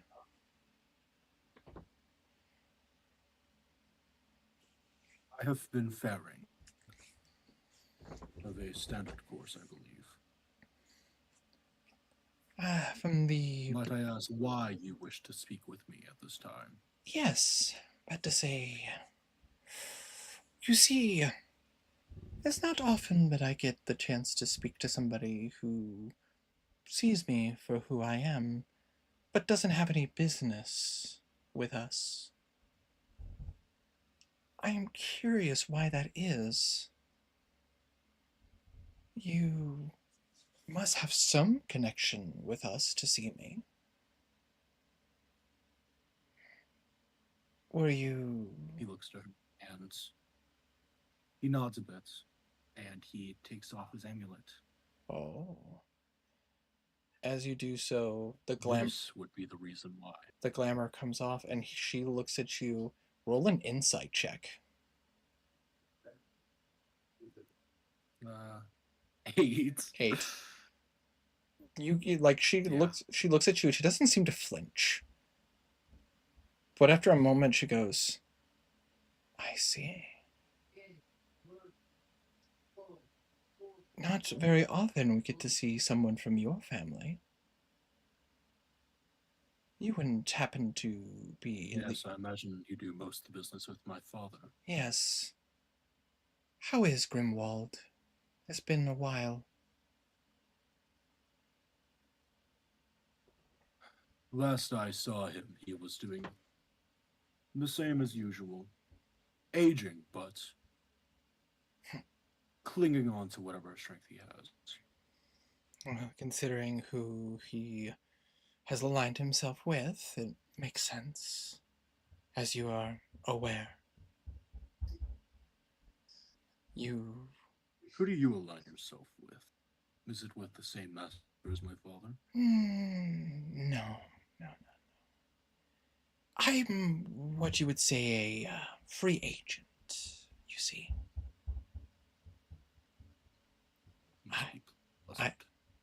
Well, it has its ups and downs. I do work for various leaders of the Hells. It's more about the rewards of not being aligned. However, it does make making a deal a little bit more complicated.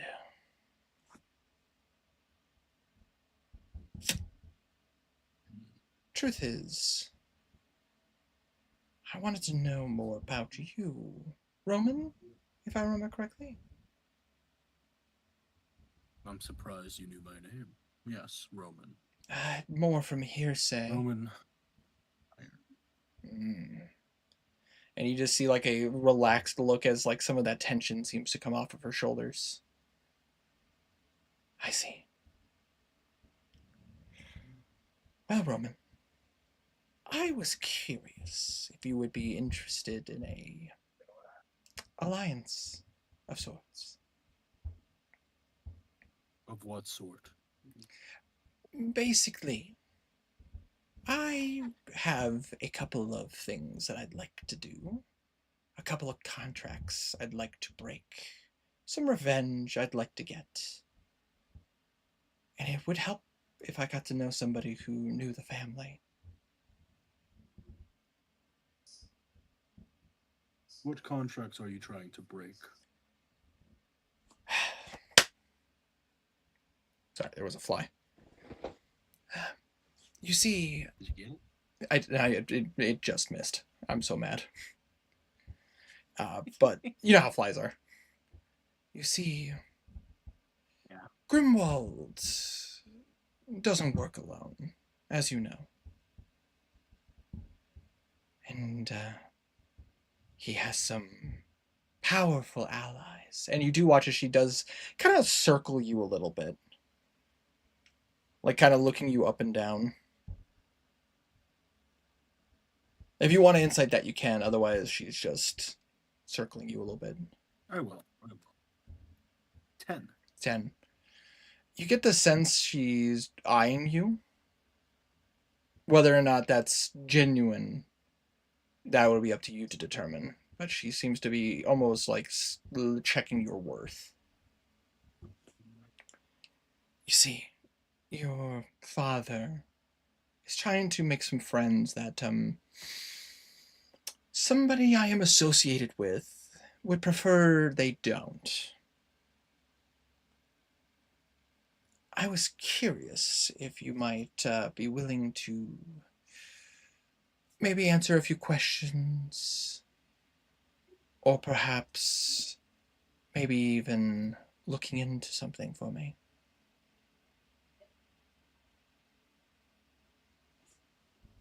What would I get in return? Well, it's I could give you some information about his contract. Otherwise, the Hells have quite a few items that might be beneficial to you. Regarding what of his contract? Perhaps the clause in it that could sever his connection.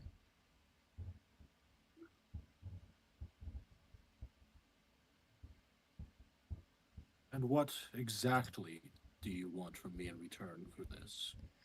I need some information that only a noble could get their hands on. What do you know of the Haraway family? Going to my notes.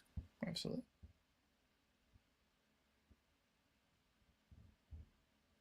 Haraway.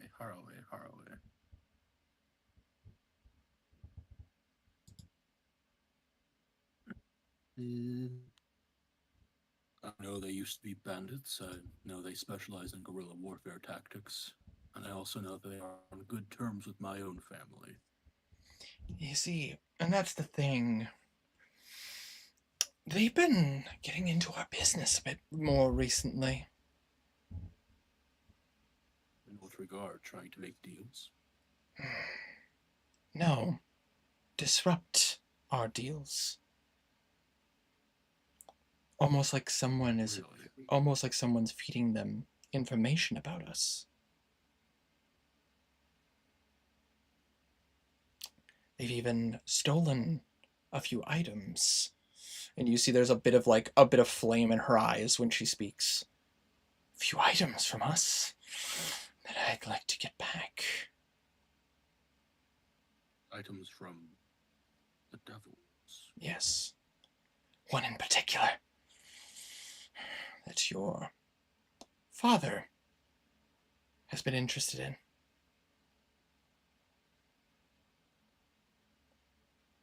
How do you suppose they got to such a point? Do you think one of their family is perhaps a priest or a warlock? Perhaps. But in lies the problem. If they're connected to someone, they have their mouth shut. And I don't like that. So I need someone who can perhaps get a bit closer to them.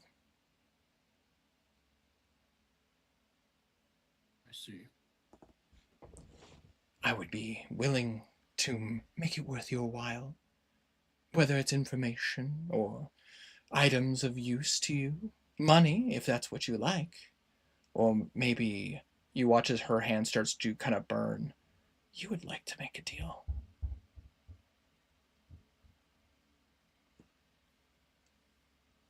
He scratches his chin and looks down to the ground before looking back up at her. This family is one that is on good terms with my own, and as such, you can really only rely on me, as I'm sure about the rest of my family would likely not speak with yourself, as you are a freeloader or a freelancer. My bad. And you watch it like a moment of like, careful. That was a genuine mistake. My apologies. Of course. That's perfectly fine. Thing is, Now, if you aren't willing to help us, there is only one other member of your family that could. But I think we can both agree it's best to keep her in the dark. I'd also be inclined to agree with this. She does not seem aware. So, She does not seem to be aware of us. But you do.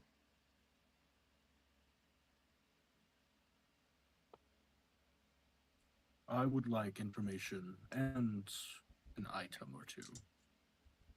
I see. After all, this is a big risk.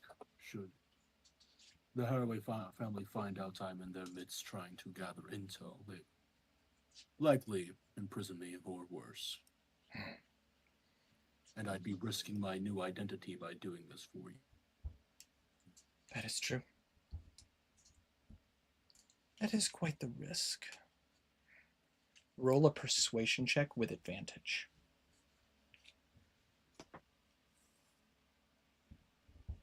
What's your persuasion, Roman? You're not proficient in this, are you?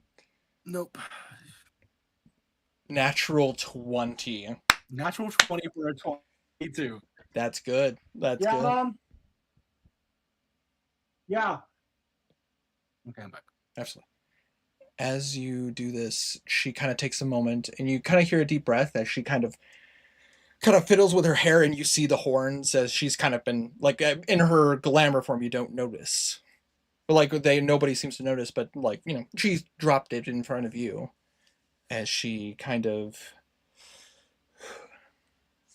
These are acceptable terms. The only thing that I ask of you is if you get this information, you get in contact with me, and if you were to make your way to Drizlock, if you could find that item for me, I would be more than over the moon to help you.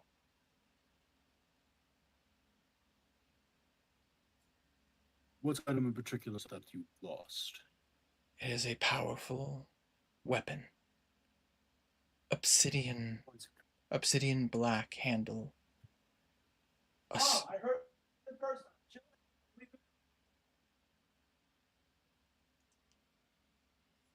Sorry. Oh, you're fine. A black handle stretches up to a skull on the top with fiery red metal forming a mace of incredible power. It is a relic of the previous ruler. Very powerful.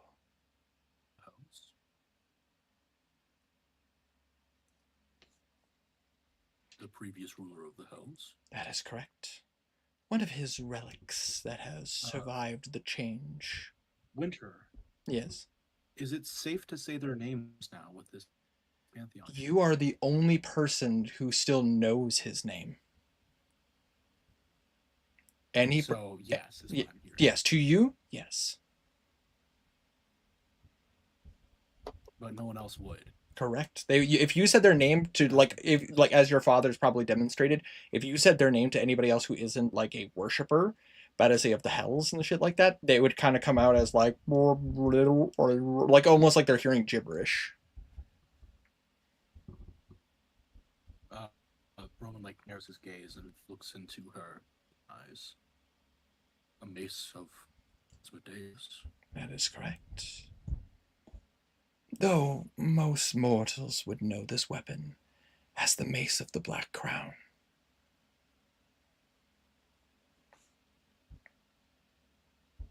I can see why it would be so valuable to you. Indeed. It it would be very beneficial to have it in my hands, and it is a dangerous weapon in the hands of somebody who is ambitious. I see. Hence why I need to know how the Haraway family. And you just see like flames almost building up around her. Got their hands on it. I understand you must be furious, but we are still in the mood. Indeed. And you just see the flames just kind of. Apologies. I will look into this as best I can with the resources I have at my disposal. Of course. And I this ask is that you understand that this may take time. quite some time. Yes. I will be doing research on my end and looking into this, but it'd be nice to have a partner.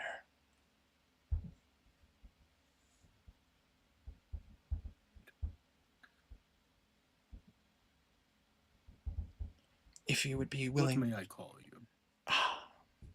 Pulling up her name because she didn't identify herself in session 0.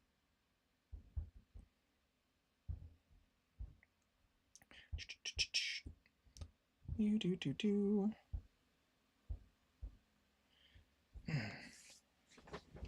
You may call me Lulafis.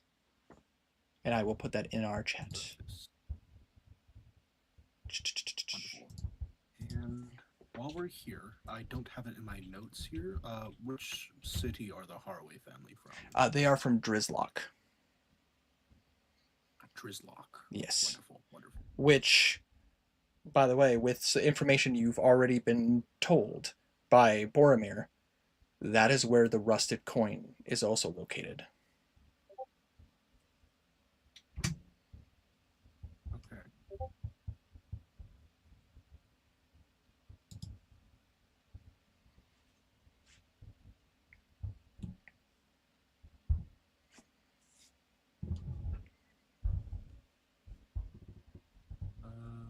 Wonderful.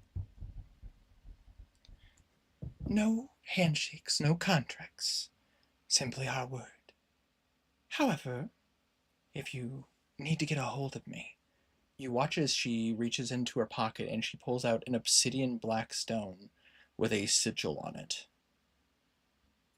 You may contact me using this. It is only 25 words, but it will let you talk to me. He reaches out and takes it from her hand. Absolutely. You may add into your character sheet a infernal sending stone.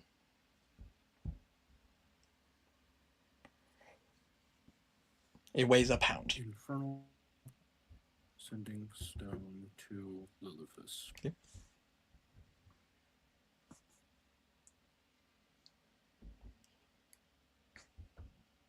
I will stay in touch and update you as these events transpire. Of course. And if I were to get any information that might be beneficial to you, this will allow me to contact you as well.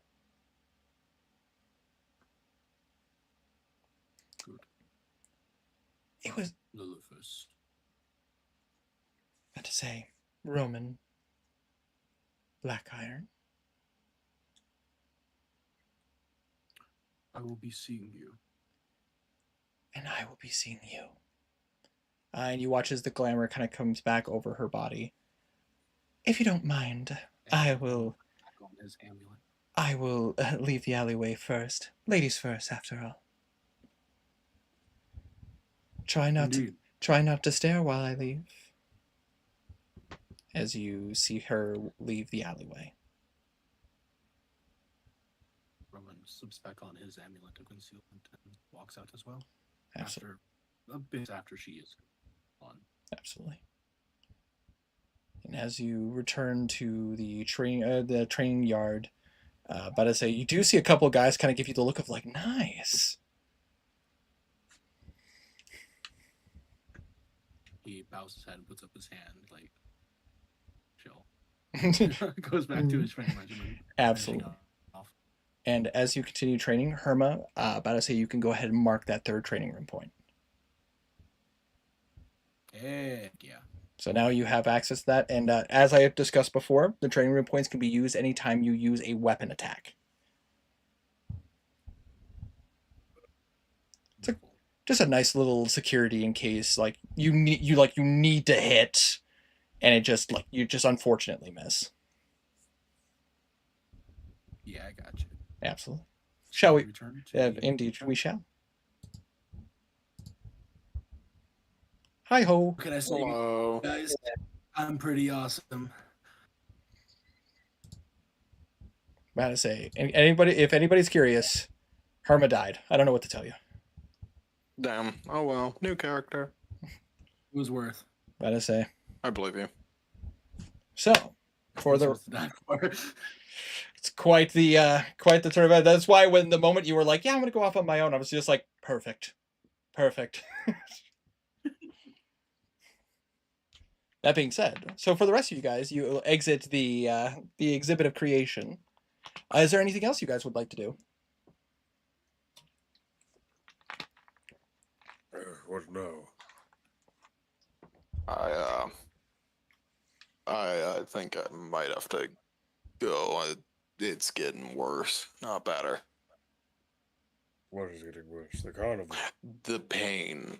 Remember from the T-Rex? It just that was shows like the 5 arm, and there's minutes just still a ago. tooth just right here. Ow. I've been picking out teeth for the past 5 minutes.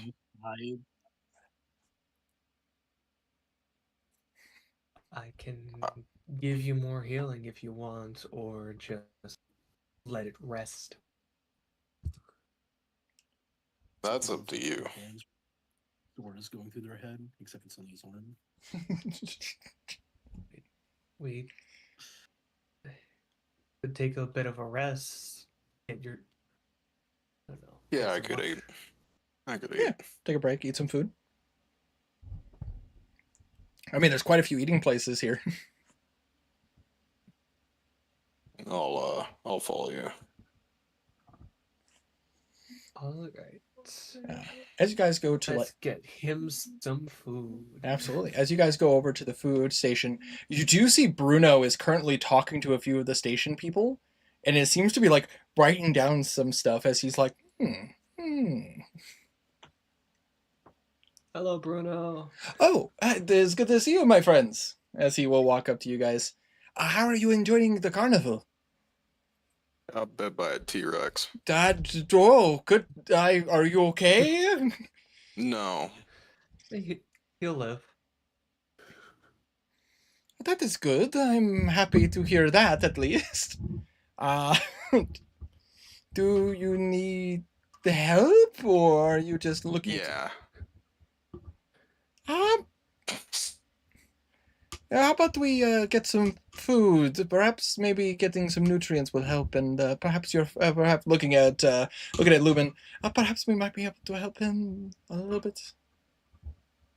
Yeah, I've already given him some of the healing. Okay, that is good. That He is just needs some rest at this point. that is fair. That is fair. Perhaps I can help. Just make sure that the wound is clean and everything. Yes. T-Rex mouths notoriously clean. Notoriously clean. I also love that I just written in my note, arm bitten to shit. As you guys like take That's about right. as you guys take a break, you do see that there's various like carnival foods. You see like tons of fried foods. You see that there are various stands. But to say, you do smell like that seems to be it seems to be like the smell of like cooking meat. I imagine like if we don't want to role play that whole aspect, you guys could just like pick up some food.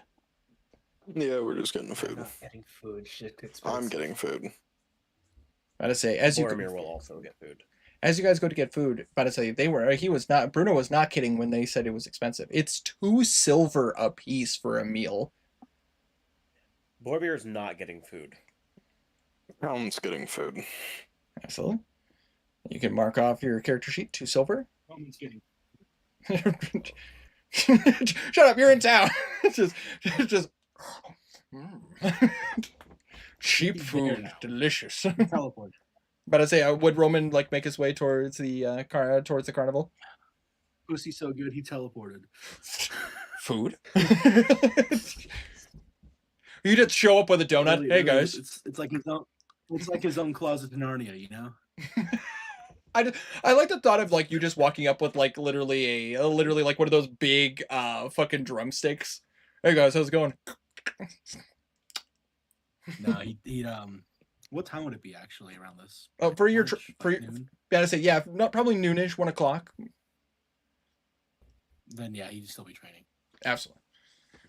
I say like Roman's still getting his sweat on, getting swole. Probably eat a lunch while he's at the training room. Oh, absolutely. Because I don't see him about 4 p.m. No, yeah, that about to say it's to get the training room point. It takes a solid training session. That being said, so for you guys, like you guys proceed to specifically Cal then proceeds to get some food while the rest of the party. Did anybody want to like go out try out a few more things, or are you guys just sticking together at this point? I think we're sticking together. I'm gonna take a. Nope. I was gonna go do some more games, try to win some shit. Absolutely, about to say there are a couple other games you guys can play. Lewin likes free shit. I'm gonna see if I can't get a short rest squeezed in. Absolutely. Well, taking taking a lunch break, you easily I can think that's what the lunch was. yeah, you can easily get a short rest in. So if Fucking Boromir will eat. He'll see everyone else's food and be like, all right, fine. It's a bit overpriced. It is delicious though. Like, but it's one of those things where like if you've actually eaten at a carnival, it's like, God damn it, like this food is overpriced. as long as they have funnel cake. Oh, for sure, absolutely. In my world, absolutely, I fucking love funnel cake, bro.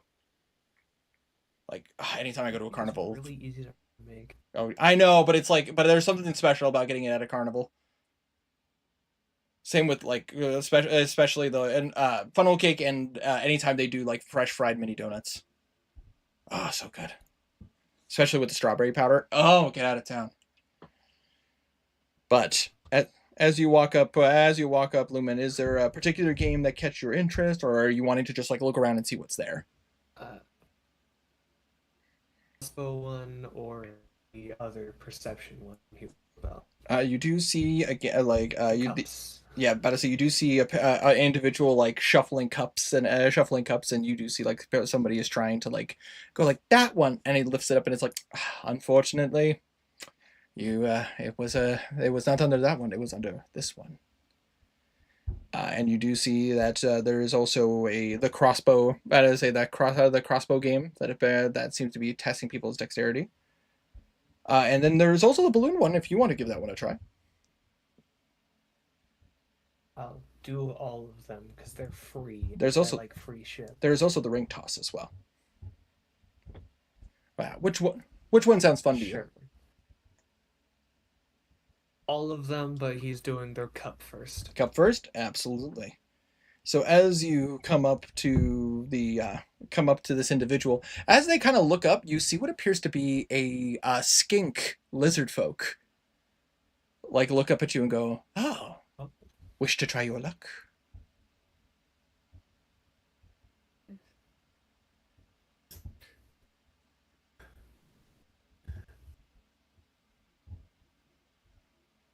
All you have to do is find the ball.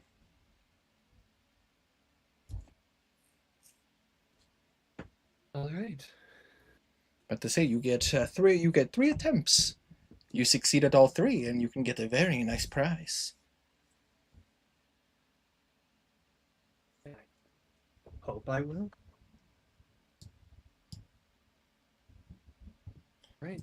And you watch as he 3 perception checks. Yep. As you watch as he puts the ball under it, and you watch as he kind of does it, but he seems to be doing it a bit slow. But as you go ahead and roll a perception check. Okay. First one is going to be a 20. I'm gonna say easily spotted, like no challenge whatsoever. It's definitely the right one. What to say? Right one. He will. Hey, but I say he lifts it up and you see the ball and he goes, very clever. And I say, now let's see how you handle it a second time. And you watch as he puts the ball back under, and you watch as he does it, and he does it a bit faster.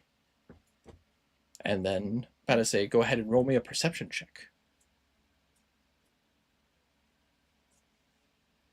22. 22. That is a success. But I say, you look at it and you're just like middle one for sure.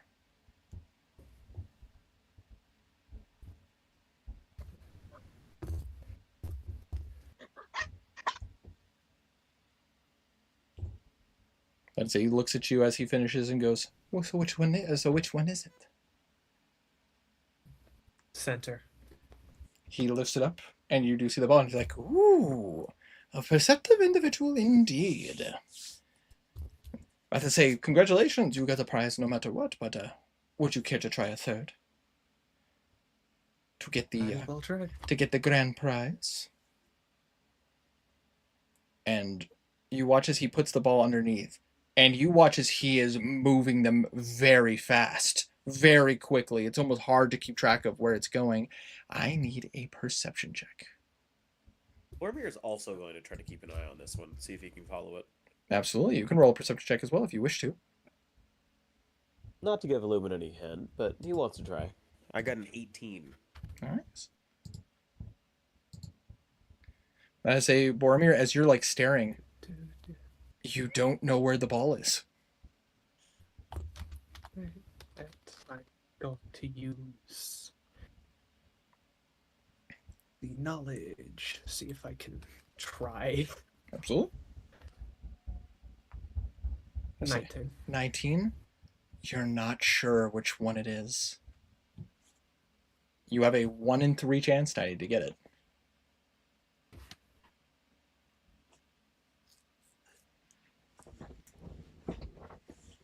All right. So which one do you think? Right.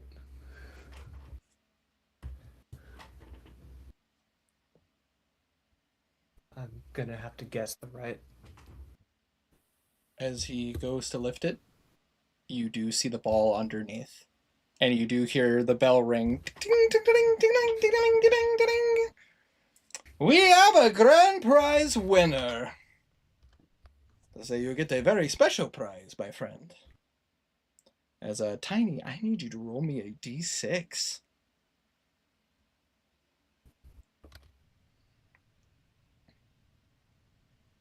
Right.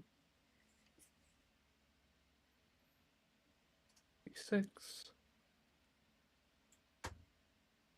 5. A 5. Nice. You watch as he pulls out from behind. Hold on a second. You watch as he pulls out from behind his little station what appears to be a very nice looking cape. You will be the envy of all your friends. As with this, with this cape of bellowing, everyone will see your majesty. I knew it would be a cape of billowing. Okay. Which, Tiny, in case you don't know, you can attune to this cape, Yeah. and it will blow in the wind even if there is no wind to make you look majestic. Mind if I give it a try? He looks at you. This individual looks at you and goes, by all means, if you'd like to play. And you watch as he puts the ball underneath, and he will move it not too quickly for you. Okay. Never mind. That's a natural 2. My favorite number! 5. But I say, you are not sure which one the ball is underneath. As he's playing, I imagine the sun started getting close to like really high in the sky, so he immediately just beads down directly into Boromir's eyes. Left. As he goes to lift the left, it is not underneath. Ooh, that is a tough break. You The could sun was in my eye. You could try again. You could still win a prize. I don't see what that is. That is also not good. 11. 11 as he kind of moves them around.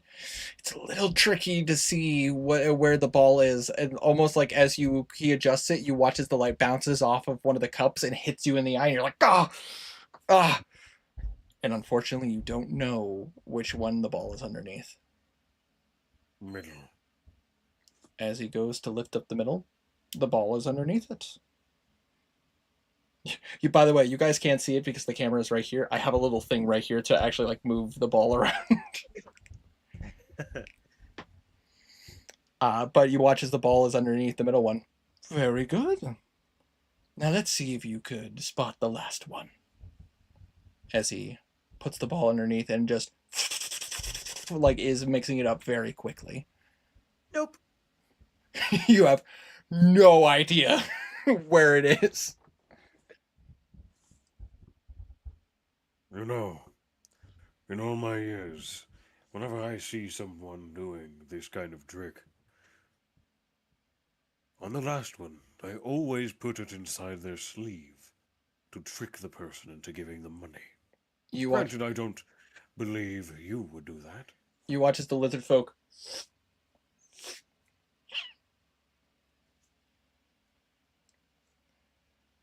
I could see how that could be a lucrative deal, but It is in where's the this right prescription? one.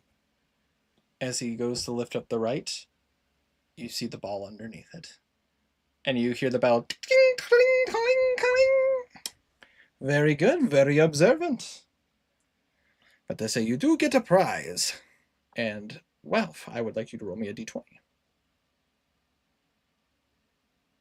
10. A 10? Nice. You watch as he reaches behind him and he pulls out what appears to be a very nice looking satin belt. Is a Coca billing not a 2-minute? I thought it was. Yeah, either way. I would fucking hope It's not. not. It's a useless item. What are you talking? Next thing you know, you're going to tell me the Ring of Attunement isn't a good item. It lets you have a 4th attunement slot. Yeah, Winter. Definitely. It's a great. As Nash, I still need to go back and get it. What about the Omni Lock? The Omnilock is also right. Yeah, it can be opened by any key. That's so good. It's so good. Imagine, because you could just make a key out of a blade of grass and boom, it opens. I won't lie, well, but to say that magic item shop is so fun. I had a lot of fun making it. But you get a very nice looking satin belt. And the special Wonderful. and the special thing about this one, you watch as he focuses and you watch as it changes colors. But they say all you have to do is concentrate and you can change the color of your satin belt. Interesting. But I say it's very soft. Like when you touch it, like if you've ever touched satin, it's very like pleasing on the hands. I have not. Really? But I say if you get the chance, you should. Very, very nice. Very soft. I thank you for your time. Oh, of course. But I say, I always Do you have welcome. any recommendations for games? Oh, absolutely. I'm about to say, if you haven't not gotten the chance, there is the ring toss over there. There is the crossbow. There's the crossbow test over there.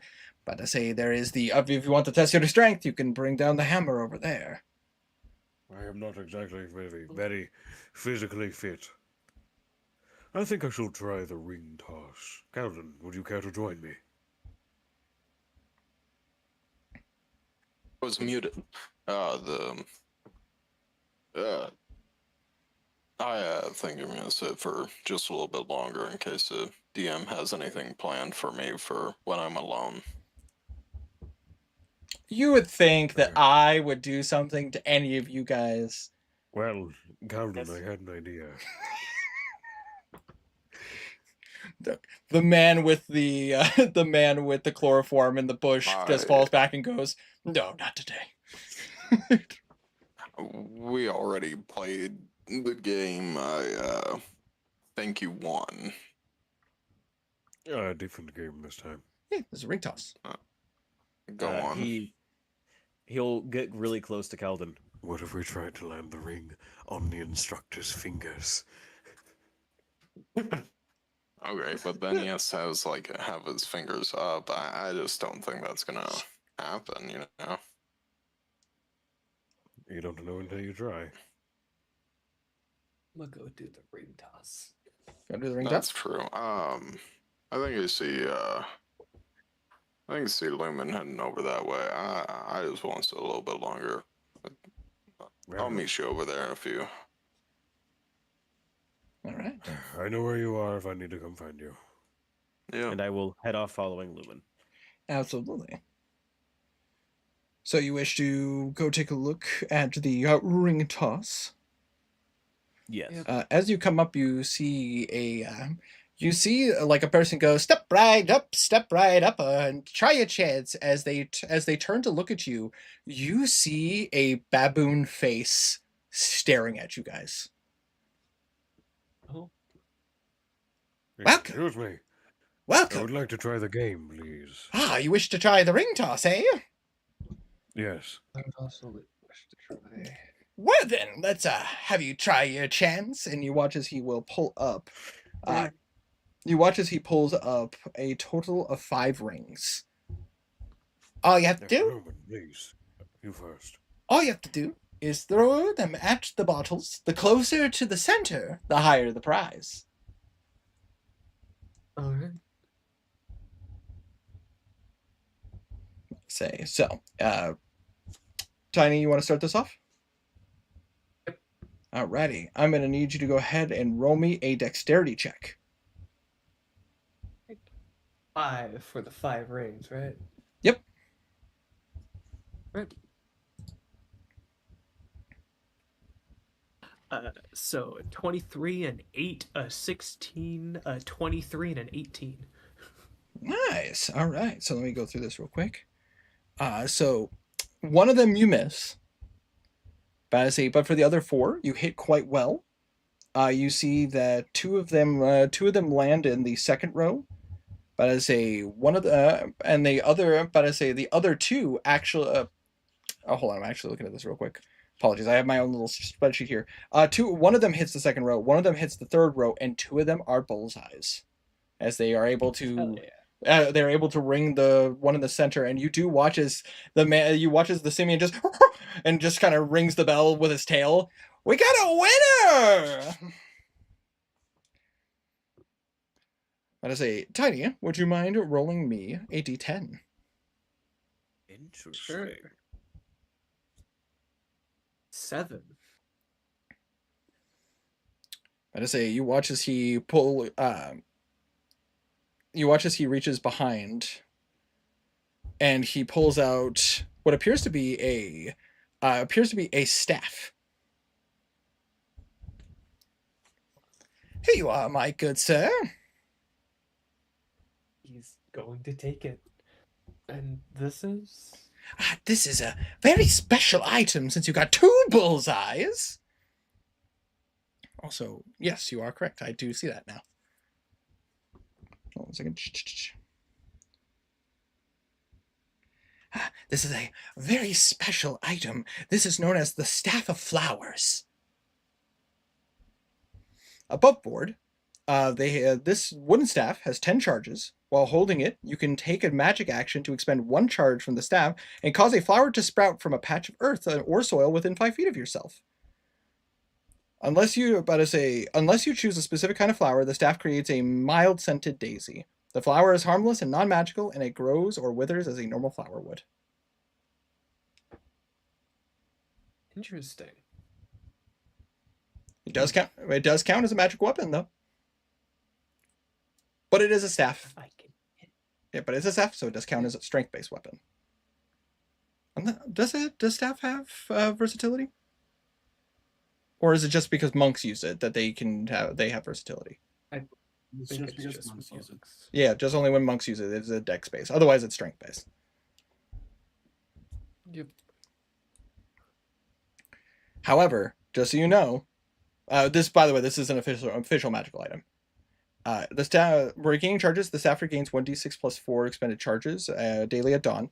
If you expend the last charge, you do have to roll a d20, and on a 1, the staff turns into flower petals and lasts forever. Oh. So yeah, you can add to your Oh, character that'd be sheet. okay. You have a staff of flowers. Boromir steps up. Absolutely. But to say, why don't you give it your best try, and he will provide 5 rings for you. Okay. I'm just gonna use real dice. Yeah. Hey, it might help if you roll. 22. Fuck. Unfortunate. Yeah. 16. Nice. Any bonuses to that, or is it Natural 1. 16. 16? 4. 6. So that is that is 3 misses and 2 in the second ring. 16, 16, 4, 6, natural 1. Yeah. For the natural one, as you go to throw it, it bing bing bounces off of it and rings the Carnie's tail. My apologies. It doesn't happen very often. And you watch as he just kind of pulls it off of his tail. I was aiming for it. I figured you'd get a good kick out of it. Very funny. But you do still get a prize, though. But it is one of our common prizes. As he rings the bell, and I will That's have you. fine. I'll have you roll a d20, Ralph. 1. 1. Natural. I say. You watch as he reaches behind, and he pulls out what appears to be a doll. Oh. Here you are. A doll.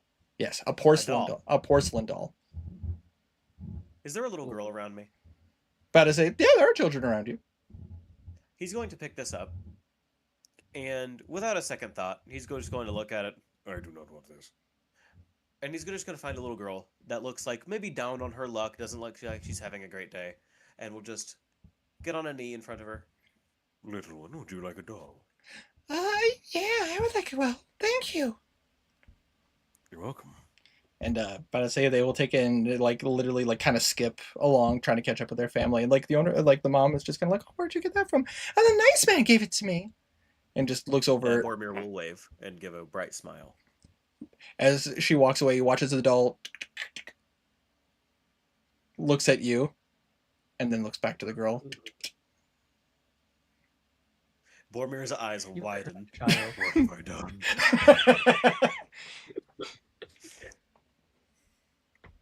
Hey, what did he just give to that child? It's known as the doll of staring. That's Oh. terrifying. That is awful. I just gave that to a poor child. That mother is going to be traumatized for life. You're a terrible person, Ralph. But by the way, that is a custom item by yours truly. You're a terrible person, Ralph. While they're doing that, can I inspect that bracelet that I got earlier? Absolutely.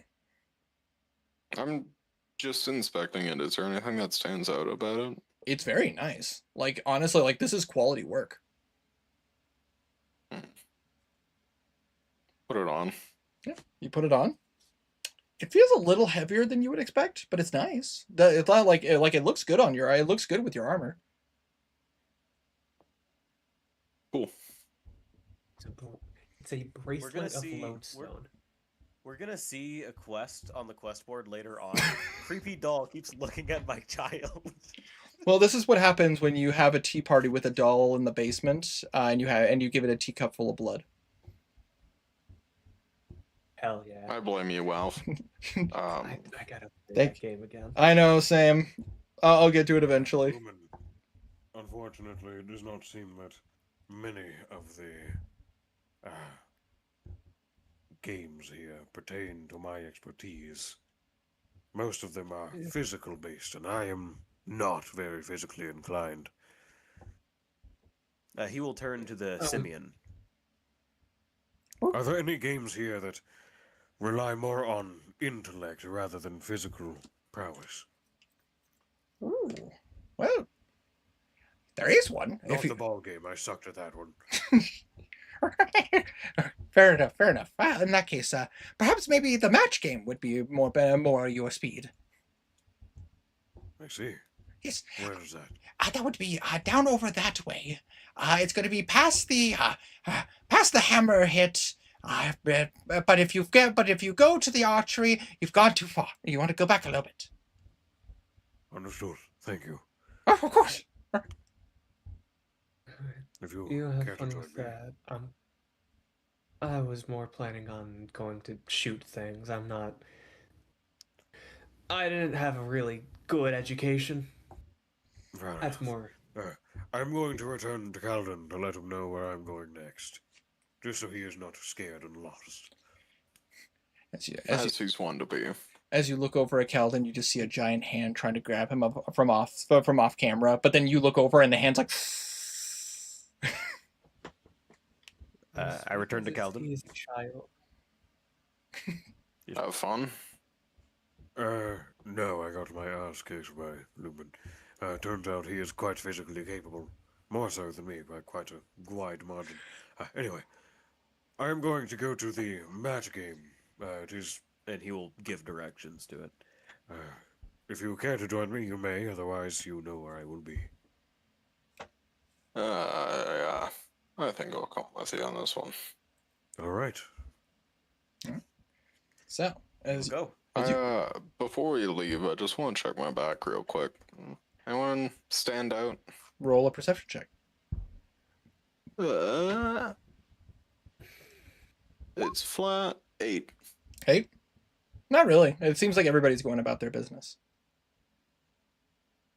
The dice were We've been in kind to us in Itascana. campaign 1. Well- We've been in Itascana for a week and a half now, right? That is correct, roughly.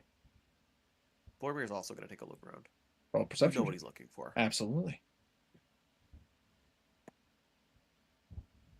14? 14? No. They don't seem to be here. Good. He will continue to the memory match. As you guys go forward, you do watch as you do hear an announcement from Zebediah going, "All right, everyone, be sure you have fun with your games, and be sure that as you are completing them, to come to the big tent, as we are going to be doing our massive performance within the next hour or two. So make sure that you get any games out that you wish to." Because I would very much like to get all of your attention for this performance. That's so ungodly suspicious. Yeah. Well, I He's mean, going to kill us. You're or you're it's reading that too, right? that or it's incredibly thematic considering he's a Harlequin. He's going to bring the T-Rexes out to Already eat everyone. He's gonna make the T-Rexes eat everyone. Let's get out of here. Yeah, Boromir's going to go to the memory match game. Absolutely. As He's you go going to, to get that in, and then I'm he's going to just- go to Big Ten. I'm gonna just do the crossbow and the darts, and absolutely. So in that case, we're gonna start with Danny. But as say you wish to go do the archery. yes. As you come up, you do watch as they seem to have like a child is like wanting to do it, and you watch as they pull out a little toy crossbow. Like, you know, the ones with the little suction cups on the end. Mhm. And you watch as the child does it and goes. Pew! You watch as it hits the target. And as it does, you watch as this individual rings the bell, and it goes, "What a good job, kid! I'd say, and here's your prize." And he gives him what appears to be like a really like decent sized stuffed animal. She's like, "Thank you." It's like, don't worry about it. Glad you enjoyed yourself. You see, this individual looks up at you, and you see what appears to be what is their name? It appears to be a gnome, but like their skin color is that of like almost a kind of a darkish purple. Where? No. Nope. Deep Glyph, gnome? Snurf Neblin. Yeah, deep gnome. Ah. But as they look up at you and go, "How's it going? Looking to try to see your aim?" Yeah, been a bit since I got to test it out. Absolutely. You watch as he pulls out a crossbow and pulls out a couple. He pulls up 3 bolts. All right, you get 3 shots. Depending on how well you do, will depend on the quality of the prize. All right.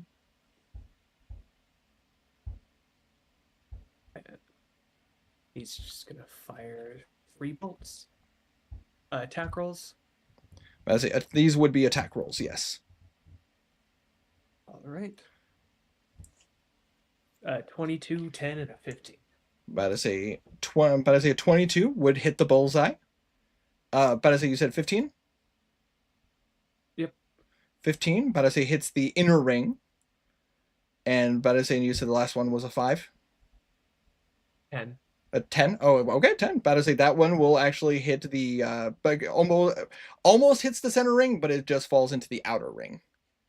And you watch as the Snurb Neblin kind of like pulls out a bell. About to say, you got some good shots there, Sonny. About to say, let me grab you your prize. And Tiny, I need you to roll me a d10. Oh boy, I'm hoping for a stuffed animal. That's a D20. D10. D10. 8. As you, I'm about to say, as you are like kind of putting the stuff away, you watch as he comes out, and he shows you a wand that seems to have like a bit of a crook in it. There you are, Sonny. You can have some fun with this. What's this? This is what's known as a wand of smiles. You could put a smile on someone's face. Oh God. Oh God. You don't need another one of those, Tiny. Give it back to him. You shouldn't have given this to me.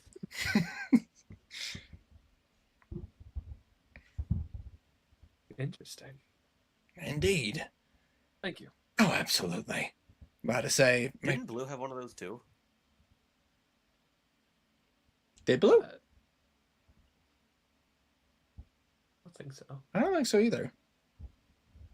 I swear one of Tiny's characters had one of those before. I Maybe. don't remember who. I mean, to be fair, it is a fun item. It's really dumb. It's a fun item. It's really dumb. Time to turn into the wand of scowls.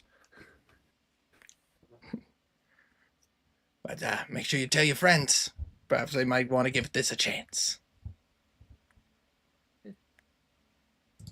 I will. And he's gonna head off with his new wand. Absolutely.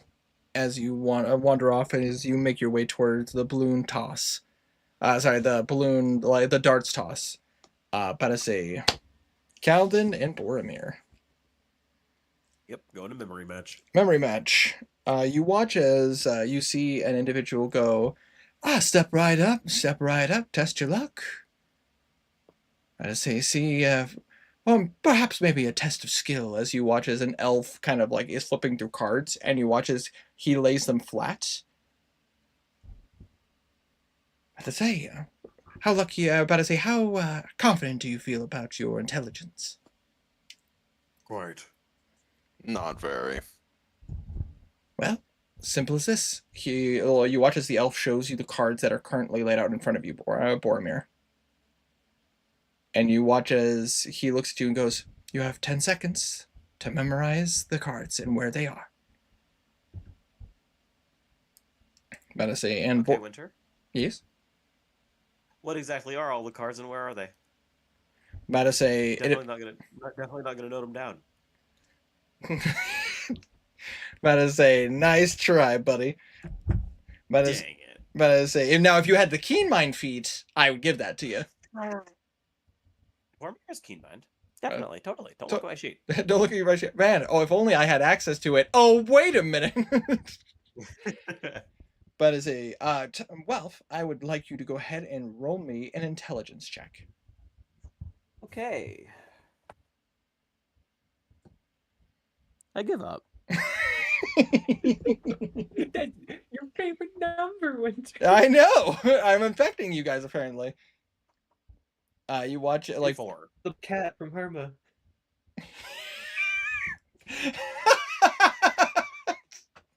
Herma's passing on that bad luck. Oh my goodness. All in a Yeah, you day's got work. one nat 20 earlier, and it's affecting wealth. About to say you watch as the like Boromir as you're going to look at it. About to say you watch as a little, like you hear a little girl go, "Wow, this doll is being a little creepy." You just feel the doll staring at you. And then as you look back, you watch as the cards get flipped over. All right. Here's your chance. And Ralph, Yes. to give you a context, you are seeing a 4x4 cards. So there are a total of 16 cards in front of you. Think of it like Okay. classic match game. Yeah. Am I able to remember literally any of them? About to say, go ahead and just give me another intelligence check, just see if you can remember any. 16? 16? Okay. So you would I'm about to say you would recognize that the jack is in the far right corner, like top right, top row, the last card on the right. So basically, about to say column. Yeah, no, I got it. Very Okay. top right. Very Yeah, top right. very top right. About to say you would recognize that there is an ace in the third row. I'm about to say in the third row, second card, and you would recognize a queen. About to say in the fourth row, third card. And by row, you mean horizontal, correct? Yes. So just like this in the D&D chat. Hold on. That is correct. Yes. Okay. How many attempts do I get? Failures, should I say? I say you get 3 failures. And the less failures I get, the better the prize, I assume. That is correct. But no matter what, if you can get them all, but I say you do get a quality prize. Okay. So basically, he's explaining even if you get 2 failures, if you can get them all, you get a really good prize. Okay. So am I like flipping over? Oh, I see. Okay. So I'm going to flip over the top right jack. Okay. And I'm going to flip over the second row first card. So the one on the left. Okay. As you flip over the, about to say, second row, you said first card, second card? Second card. Or Second. First. First card. But as you flip it, you see a jack. Awesome. I had a feeling. Let's say, off to a good start. But let's see if that continues. All right. I'm going to do queen on the bottom row. Okay. And I'm going to do underneath the first jack on the top right. Okay. As you flip that one over, you see a king. Ooh, that is a first strike. Unfortunate. Let's say. Okay. I'm going to do queen again, where I was just at. Okay. And then the very second card on the top row. Second card on the top row for a queen. Yep. As you flip it, you see a queen. Sweet. You know, I had a feeling that was the one originally. I was like, no, surely I can't be right 2 times in a row. So I had to do the Yep. other one. I mean, that's how it always goes, you know. Okay. I assume it's 2 of each. Yes. Okay. So I'm going to do. Let me actually bold this so that I remember that I've done it.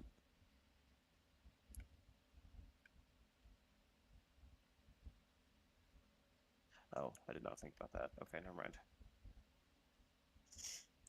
I'm going to do the one in the very top left and the one on the very bottom right. Very top left, very top right. Very bottom, very top left, very bottom right. So the first card and the last card. Correct.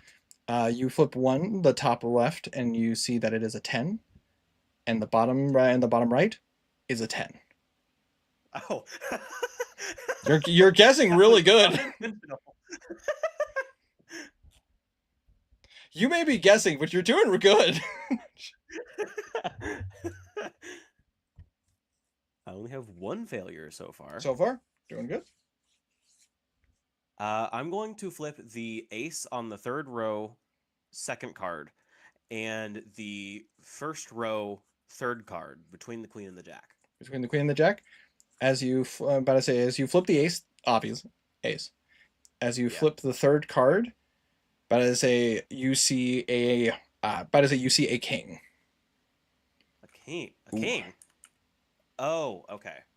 I haven't done. Okay. That is your Well, second I'm one. then going to do both of the kings. As you flip both of the kings, goes very well, very well. Let's make sure. Fuck, I only have one more failure, don't I? Yep.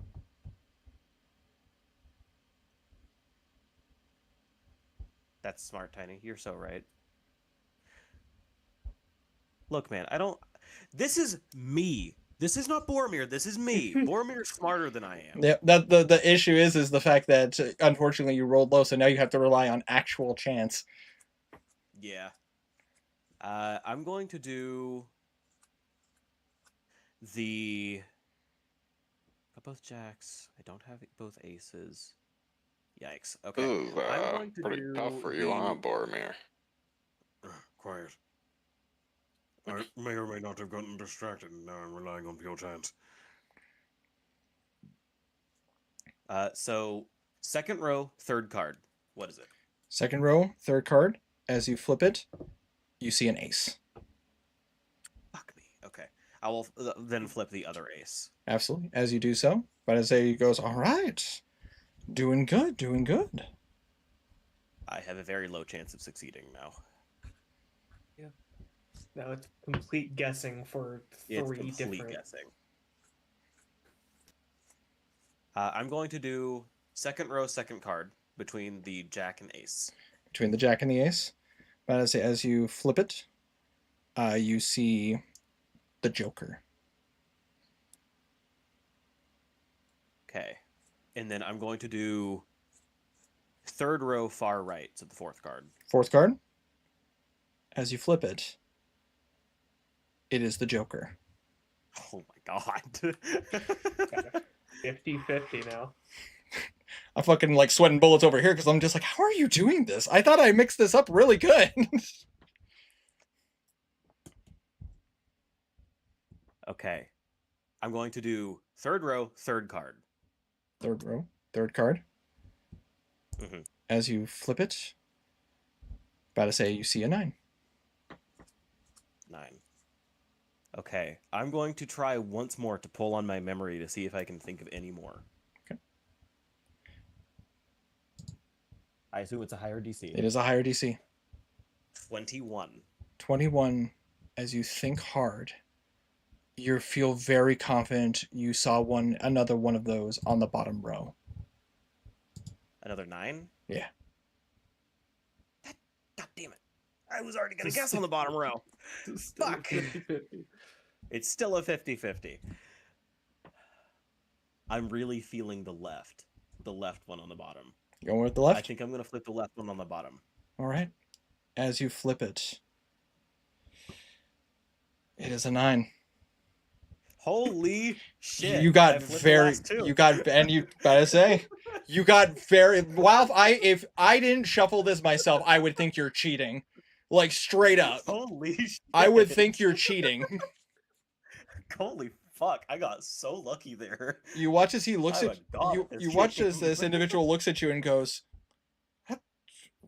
"Gotta say, pulls up the bell and rings it really loudly." Goes like, "We have a grand prize winner." Holy fuck, dude. I got so lucky.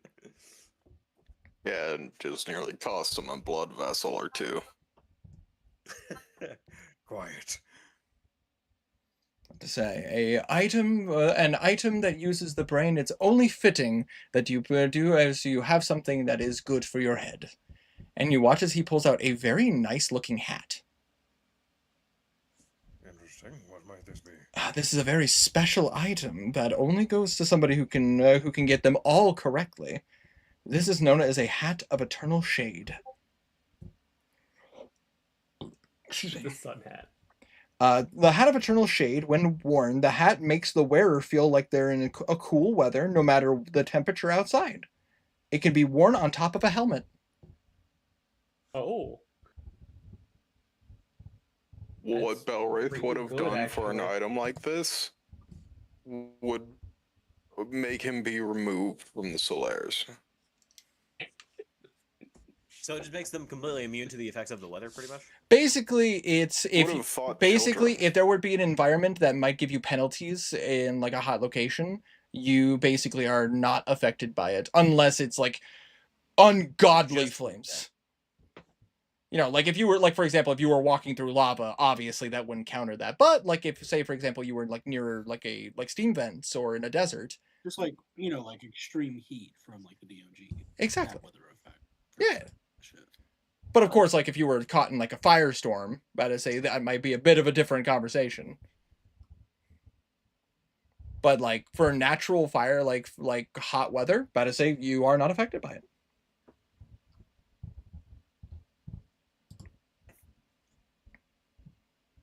Interesting. This is quite useful, actually. Indeed. Thank you. Absolutely. By all means, about to say we have to. About to say those who use their head need to protect them. The sun is a deadly laser. It is Not dangerous. anymore, there's a blanket.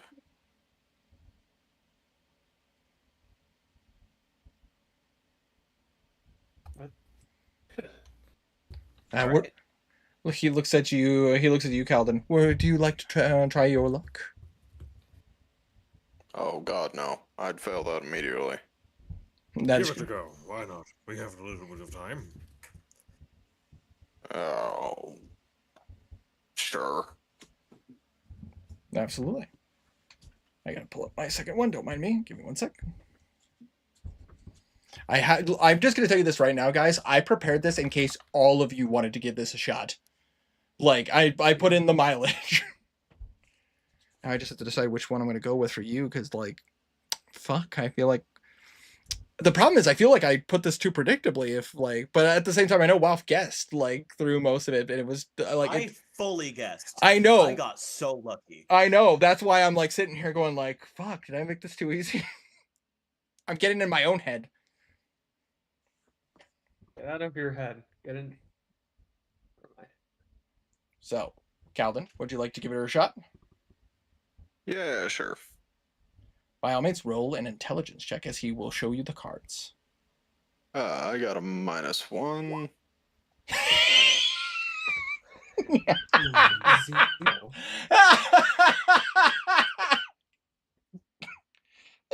I don't really like this game we're playing, guys. I love that Herma was just like, I can't wait to see how much bad luck I have in today's session. I really don't like this game, guys. I think I figured it out. When you multiply a negative by a negative, it becomes a positive, right? So So I that's a think nat that's what happened with 20? the black That's a cat. nat 20 then? Is that a nat 20 then? Is that what that means? Nope. Does that It work? happened to me. Multiplying, it's adding. Mm. You see, it was multiplying my bad luck with the black cat's bad luck. That's why it became a positive in my situation. And now you're adding a 1 to it. Or maybe they're wrong and dumb, and it's just a cat is a fucking cat. Unfortunately, Calvin, you have no idea any of them. I would even go so far as to think, because you got some of them memorized incorrectly.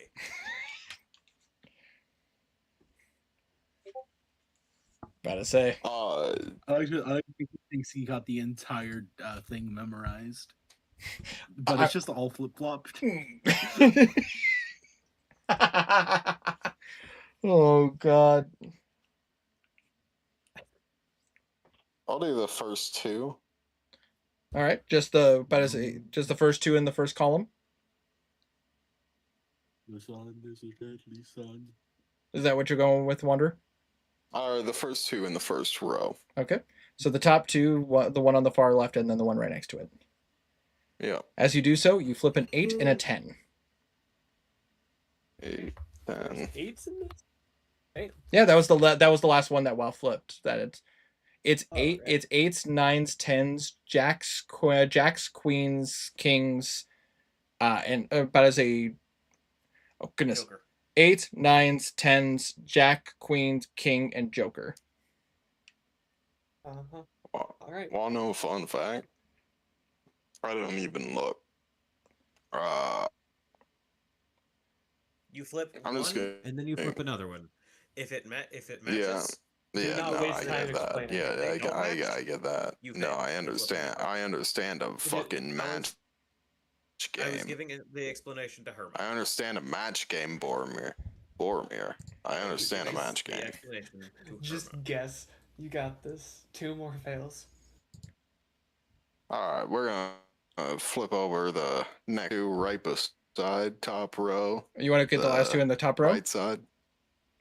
The third and Yeah. the third and last one on the top row. As you flip them, they are both Yep. jokers. Hey, would you look at that's funny. Yeah. As he flipped them, he goes like, "All right, we got one. But I say we got a batch." That's a fucking miracle.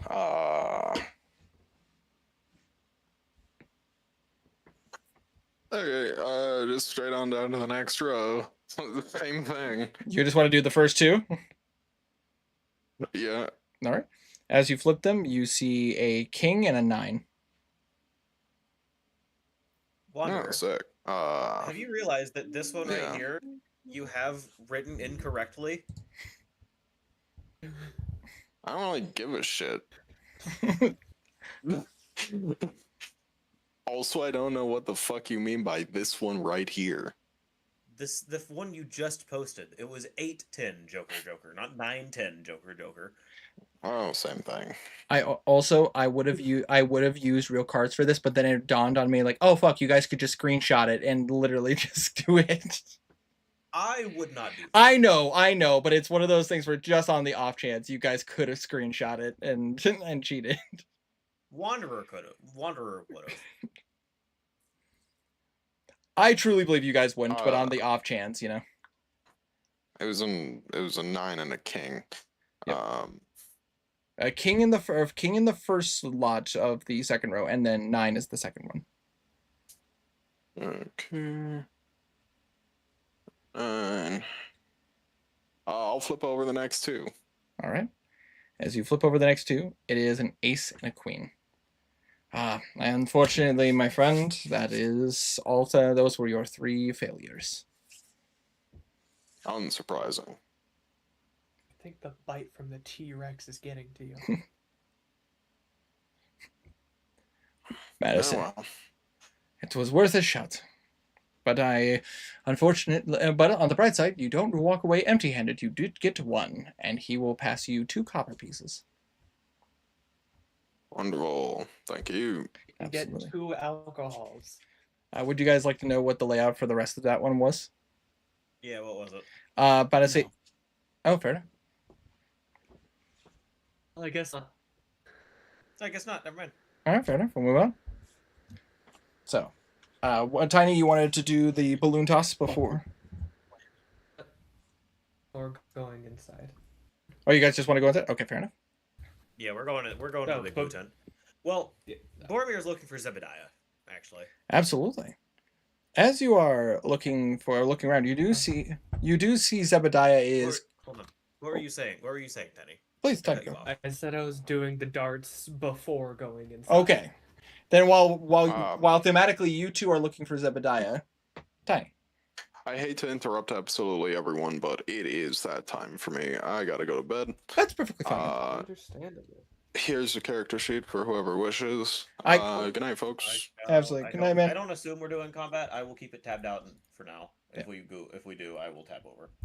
I would be very surprised. Good night, everybody. I say have a good night, man. It is a Just big old 1 a.m. So I figure we're probably not. just how many I dexterity figured he's waiting checks? on doing whatever It's- bullshit he's planning on. it's gonna- in the it's main gonna be- tent thing. It's gonna be 3. I'm about to say it's gonna be 3 attempts. About to say dexterity checks. Thumbs up. 12, 6, and 15. But I say unfortunately only one in there. one of them hits, and on that natural one, I'm just gonna roll. Yeet. But I say it hits his hat. Like it just dink, and he almost looked like a unicorn for a second. He goes, "Unfortunately, I'm not one of the balloons." Unfortunate. But Funny though. you still get one of them, and he will pass you a gold coin.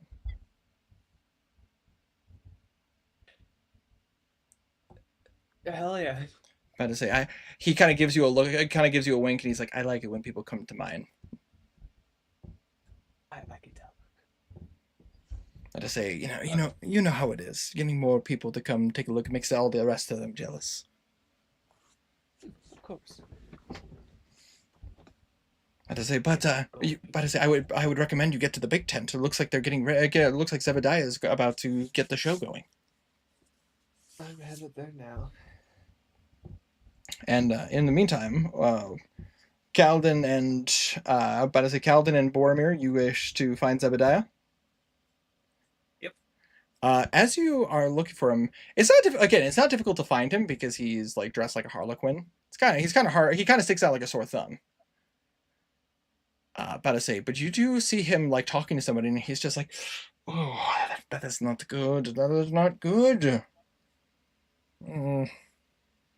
Hello, Zebediah. Oh, my friend. It's good to see you. I hope you're prepared for the show of a lifetime.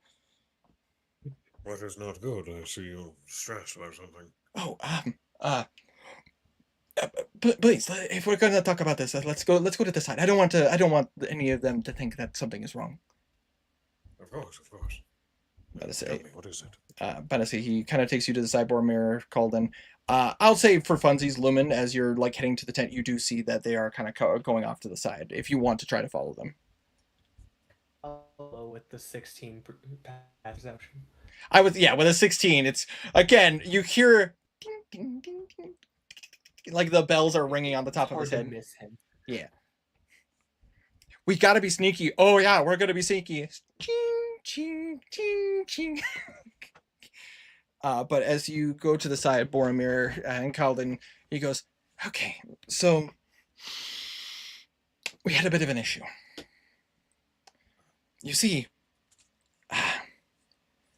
apparently, our lions got a bit riled up, and they apparently almost attacked somebody. We're a bit nervous about having them on the show, and we were thinking about having an act kind of go on to perform, but unfortunately, they are unavailable. So we're trying to figure out a scramble to find somebody who might be willing to do a performance in their stay. I can do it. Are you are you capable of any particular talents? I hate to put that pressure on you. We've only known each other for a short time. I can play the lute. Oh.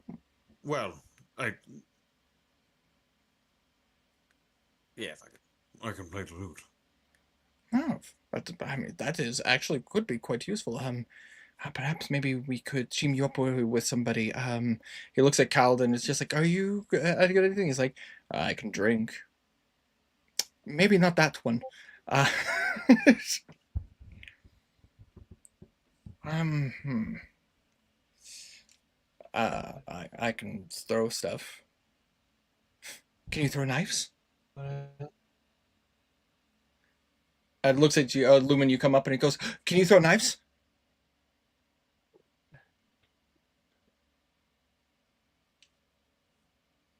Apologies, Lumen. I caught you off guard. But to say I'm a bit stressed. I have a lot to plan for today's performance. It's the opening performance here.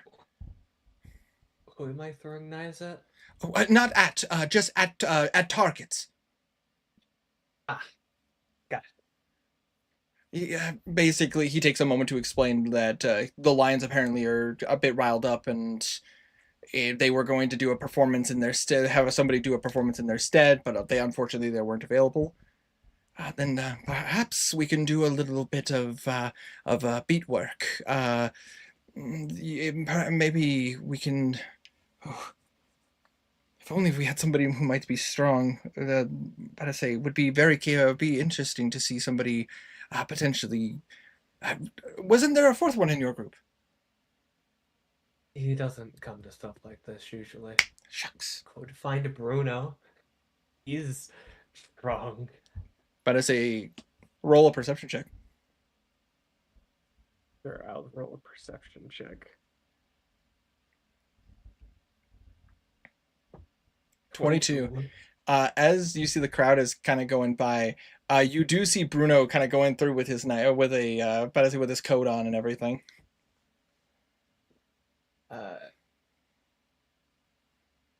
I'm gonna go get him. Yes. And he's gonna just rush over to Bruno. As you kind of go up, you just see, oh, Lumen, how are you doing? But they say, you were ready to go to do the performance? Can you come with me real quick? Sure, I hope. Zeb needs your help. To Zeb? The ringmaster. Well, I hope everything's okay. As Come on. as you drag him over, you see Zebediah is kind of like looking at you guys, and Bruno's just like, oh, what is going on? Why do we need to be, why are we out to the side? Is everything okay? He usually looks at Zebediah and just like, there is a bit of a situation that we did not foresee was going to happen. But as it kind of explains the situation, and Bruno goes, that is quite the predicament. And you just need someone strong to be able to throw things. Yes, maybe even throw looks at Calden. Perhaps you can throw him, and he could still throw and demonstrate his knife skills. It does not have to be Zebediah looks at you guys. It does not have to be a masterpiece performance. It's more of an opening act to just get the crowd prepared for the rest of the show. Got it. He's gonna clip on his cloak of billowing. I can do it. I did misspeak. I did not mean I could do it. I meant I had someone I knew that could. Oh, do you know if they're there? If they're here? I do. I know where they are. Oh, okay. Perhaps you can get them, and you can meet us in the little back area. Perhaps. Can I get a description of what they look like so they can be let in? He has purple hair. Purple hair. Oh, okay. That should be easier to spot. And you watch as he just kind of jots that down. But as he just make sure that they let us know that Boromir sent him. Yes. But I say, I'm actually feeling quite tired myself, so once I get him there, I might go ahead and return back to the inn. That's not feeling unfortunate. too well. That's unfortunate. Well, I mean, if you don't, if you get the chance, I would like it if you could still see the performance, if you get the chance. We shall see. If I do not return to the inn, I think I might have to use the restroom for a while. Fair enough. I can understand carnival food. Exactly. But as you guys are led into the carnival, Roman. Yeah. It's roughly about 4:00 at this point. But I say you got a good sweat on. But I say your muscles feel a bit sore. But I say your arms you're definitely feeling the weight in your arms now. Yeah. But I say you do get that third training point. Cleans up. Awesome. Yeah. But I say, would Roman head back to the inn? Would he head to the inn, back to the guild hall? Would he want to go to the performance? So, what's going on with Roman? He'd clean up, get into a different change of clothes so he doesn't carry on that sweat stench with him. Oh, for sure. We'll just flip a coin. Flip a coin. Guys, we thinking heads carnival or tails carnival? I think a Tails carnival. I think tails. Tails carnival. That's on the floor. What are you? That is tails, actually. Oh heck So, yeah! I'll go to the carnival after he goes back to the guild hall and changes out of his sweaty clothing. But I say you just feel a moment of like, you know what? Let's see what all the hubbub is about this. I had an idea. Make sure that his party members didn't get themselves into any kerfuffles. Absolutely. Don't want them getting into trouble. Who knows what kerfuffles they'll get themselves into? But I say. I just gotta say, Okay. I don't know if you can see him, but like, there's this little bastard here. He's a little bug. He flew into my shirt. What an asshole. Yeah, so he's in timeout now. Yeah, I believe that. Screw him. All right. So Make Roman. sure to say space. It's what-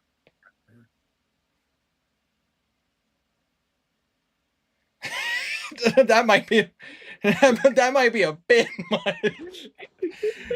I got an animal turns into a monster.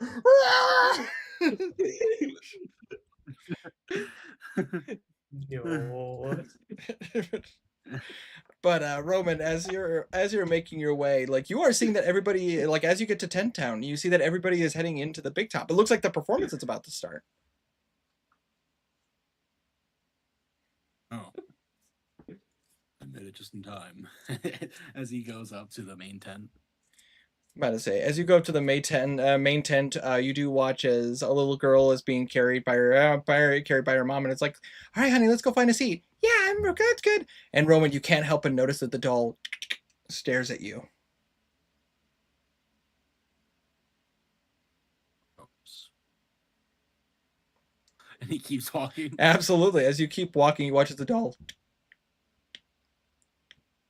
like, it's almost like still looking at you as you're walking away, until finally stares back at the girl. Gonna get murdered. As you go in, but I say, Roman, you see that there's a lot of open seats here. But I say, what kind of seat person is Roman? Would he prefer like the back where he's like up high so you can see the area more, or is he like, what do you want to fight for the front row seat so he's like down lower and can see everything more spread out? He's going to look around and see if he can find anyone that he knows. Go ahead and roll a perception check. You know. 10. A 10 is exactly. Swear. But I say is exactly. But I say 10 is exactly what you needed. As you see a familiar Goliath sitting in the crowd watching, as you would recognize Connell. What is his name? Is it Condal? He goes Conrad? over- Condal. Condal. Condal? Yeah. Okay. Conrad to his friends. Goes over to Yeah. He goes over to Connell. Arden, do you mind if I sit near you? Oh, Roman, it would be my delight to have you sit next to me. What to say? Are you here by What yourself? is happening right now? Oh, Yes, I am here by myself. I didn't travel with anyone else. that I is just fair. got here. That is fair. Yeah, but to say, it appears that they are preparing for a performance. Looks like there appears to be a change that they made to the first act. But they have not announced what it will be. But apparently the lions that they had are unavailable.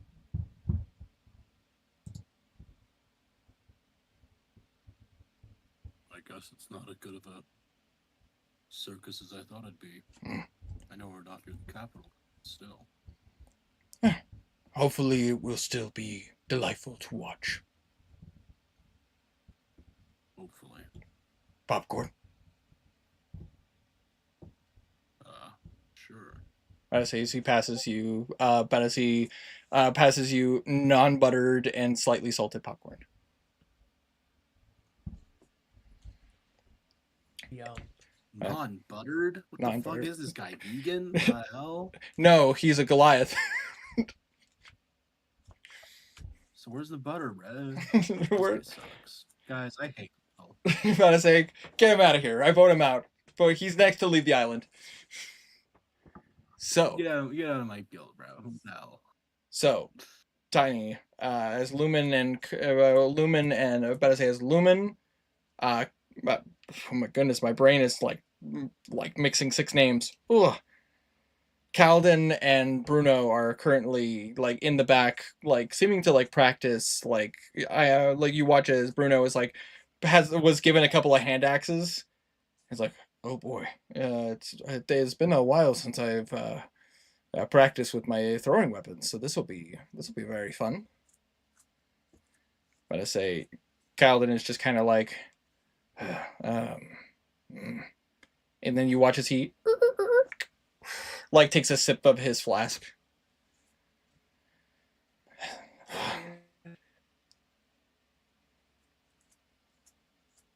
Okay. And wow, Yes. I imagine you go find like a secluded tent. Boromir will go and hide, making sure that not too many people are looking at him, and Boromir will turn into purple.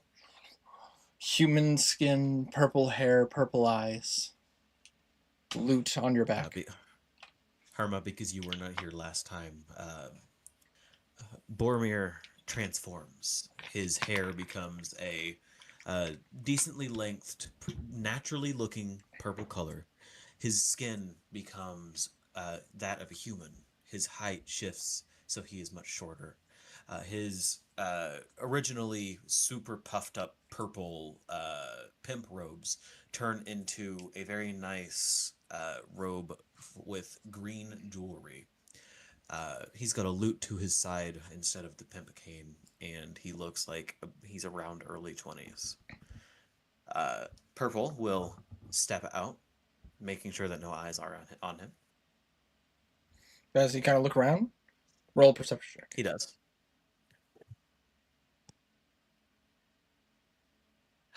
He sees nothing. Nope. I say everything seems fine. And then he will return to where Bruno told Boromir to go. Absolutely. So you go towards like kind of the back area of the big tent, and you see somebody go, "Whoa!" I say, we can't just let casual people in. Purple hair, Boromir sent me. I say, "Oh, you're purple, right?" He didn't give you a name, but yeah, I'm purple. But I say, I imagine Boromir would have told Zebediah. He probably would have. Probably. I see. If he felt like it. If he felt like it, we'll see. We'll see. Take me to dinner first. You watch it. Yeah, I'm purple. He looks at you and goes, "Right, all right. Well, fair enough. Come with me. We're just gonna make sure that you watch as he kind of gives you the look down, kind of like a very soft pat to make sure you're not carrying any like secret items on you." Just got the loot, man. And kind of after a moment, he goes, "All right, fair enough. Please come with me. We will bring you to Zebediah." All right. And as you are brought through, you are brought. So I'm about to say, Lumen. I imagine you were just kind of like, about to say like Calvin probably like spinning some blades in your hands. Yep. But I say you do see the familiar face of Purple Ward as he walks in with a couple of security. Lumen looks over. It's purple. Have you been enjoying the festivities? I have, yes. Nice to see you again. I didn't know if you were here today. I was just been getting some free items. Calvin just looks at Purple and then looks at you, Lumen, and goes, "You know this guy?"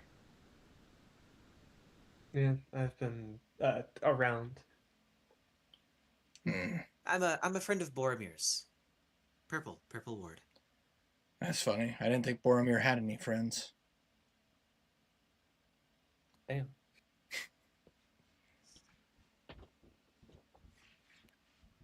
Damn. Well, anyway.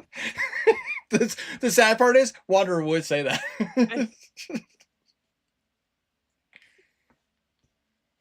But as you watch as Bruno like takes a throw with a hand axe, and you do watch as it hits the target, and he goes, "It's good to see I haven't lost my touch." and you watch as he reaches out a hand, and you watch as the weapon, like he reaches out his hand and he pulls the weapon out, like out of the target, just kind of. Whew. Say, hopefully I can do that in front of a bunch of people.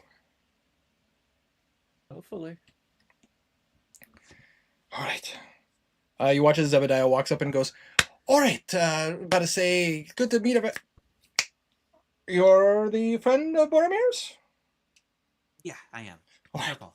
All right, pleasure, Zebediah. Nice to meet you. I'd say nice to meet you as well. So here's the thing. Basically, what I was thinking we'd do is just kind of do an exhibition. Basically, a demonstration of your skill and prowess. Basically, what I'm thinking, anyways, and you guys can feel free to interrupt if you wish. Basically, Purple, if you can perform, we have a means to amplify your sound. So if you wish to perform, we can make it so that everybody in the tent can hear you. Meanwhile, better say Carlton and Lumen, if you don't mind, have you guys do some precision strikes. See if you can hit smaller targets. And then meanwhile, Bruno, and Bruno just kind of nods and goes, if you could, I'd like you to throw and the axis deep into those targets as you can. And I'm thinking it ends with Bruno, you throwing Lumen and Carlton up to see if they can hit a target that might be a bit higher than what they could do naturally. If that's okay with you guys and not too dangerous. Can try. Again, it's an exhibition. It's an exhibition. You are just the opening act.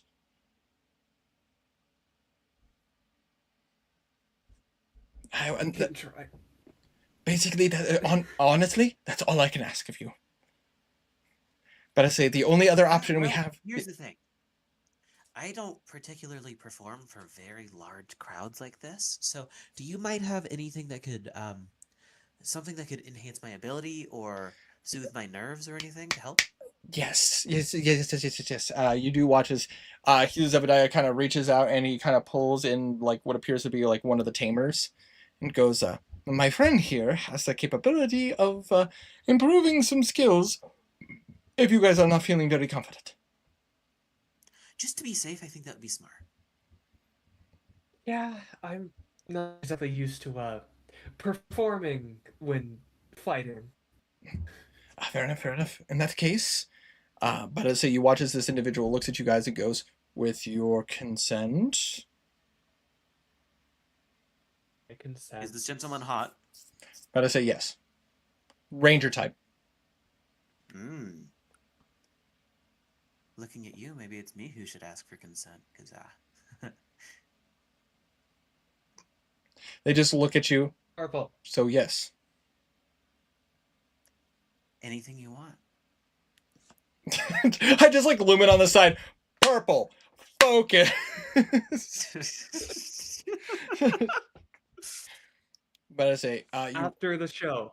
you watch as the Okay, fine. you watch as the ranger puts their hand on you, Purple, and he will cast enhance ability, and he will do which stat would you like that on? Charisma, absolutely.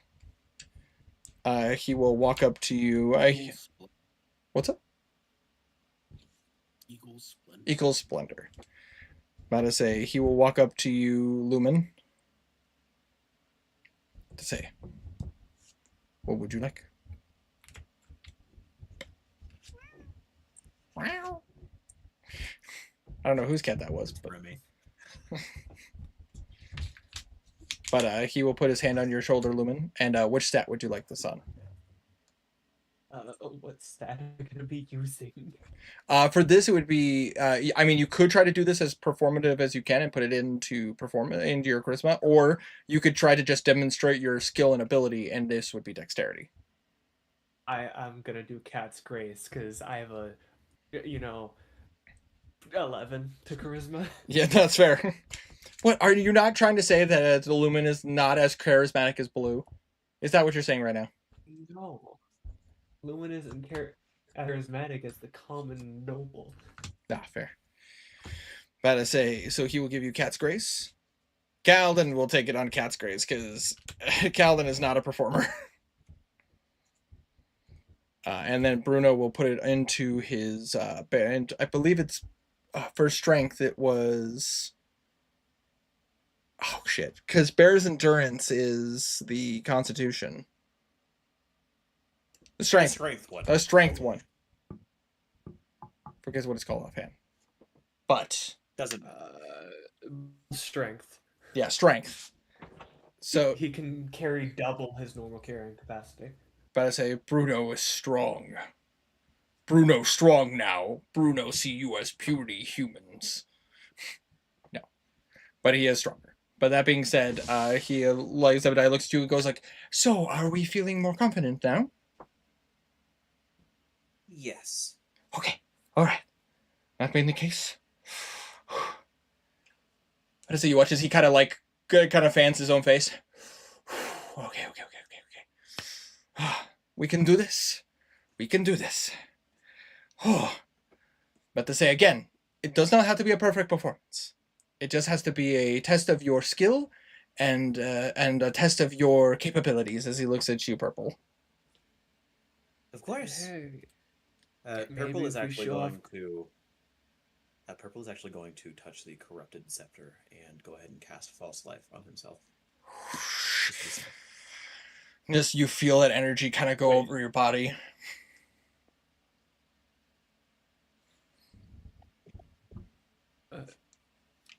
Hell yeah. 5. Hey, 5 is 5. Better than nothing. Yeah, I'll take it.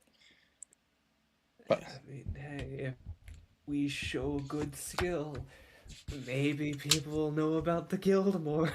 hey, look on the bright side. If somebody goes down, you can bring them back up, right, Welf? Yeah. Yeah, definitely. Yeah, totally. Totally. Yeah, they're a bard. They're They a can bard. cast healing They can cast healing magic. You got this. Yeah, Purple's a bard, definitely. Yeah. What you're talking about. So that Yeah, I being mean, he's got a loot. Okay. so. Yeah, exactly. All right. Yeah. Just give me a moment, and then you all can come out, and just again, all you have to do is the best you can. And you watch as he just adjusts his hat, and you just hear jingle, jingle, jingle, jingle. Okay. Roman, as you're in the crowd watching, like, as suddenly you hear the sound of, like, trumpets being played. And you watch as coming into center stage, as he cartwheels and flips and lands in the center, you see the familiar Harlequin look of Zebediah, the man that you guys met on the road on your way to Eckel. And you hear, "Ladies and gentlemen, welcome to the Cantina Carnival." And you just like hear a bunch of people just kind of like, "Woo, yeah, woo, get on with the show." And I throw my javelin. He's dead. Sign my javelin. Except for a checking knife. But I say, watch as Zebediah goes, "Unfortunately, as you may have heard, our lions, they are uncooperative. Our trainers unable to bring them to heed and listen to our call, and that being the case, we have been able to secure a performance and show you guys a demonstration of their capabilities. So please, bring your hands together and welcome members of the Genesis Guild." And you guys watch, and you got a couple of the guards behind you guys are like, "All right, guys, go to the center stage." Let's do this. And Roman, you watch as a guy with purple hair, like a human, comes out. You watch as 3 familiar figures come out, as you see Calden, you see Lumen, and you see Bruno coming out to center stage. But I say, you just watch as Condol just kind of looks at you and goes, "You did not tell me that they were in the performance." Was not aware they were. Hmm. This will be interesting. He Let's just hope they don't muck it up. agreed. He takes a handful of popcorn. Because now it's our guild on the line, too. About to say the reputation. And as you guys come out center stage, you do watch as people are clapping, but there's a lot of who dat. But I say, as you get to center stage, Lumen, Condor is like you see Condor like in because it's hard to miss him. It's hard to miss him with your passive perception. Condor kind of stands out. I don't know if you see Roman, but you definitely see Condor, and you just hear, "Go Lumen!"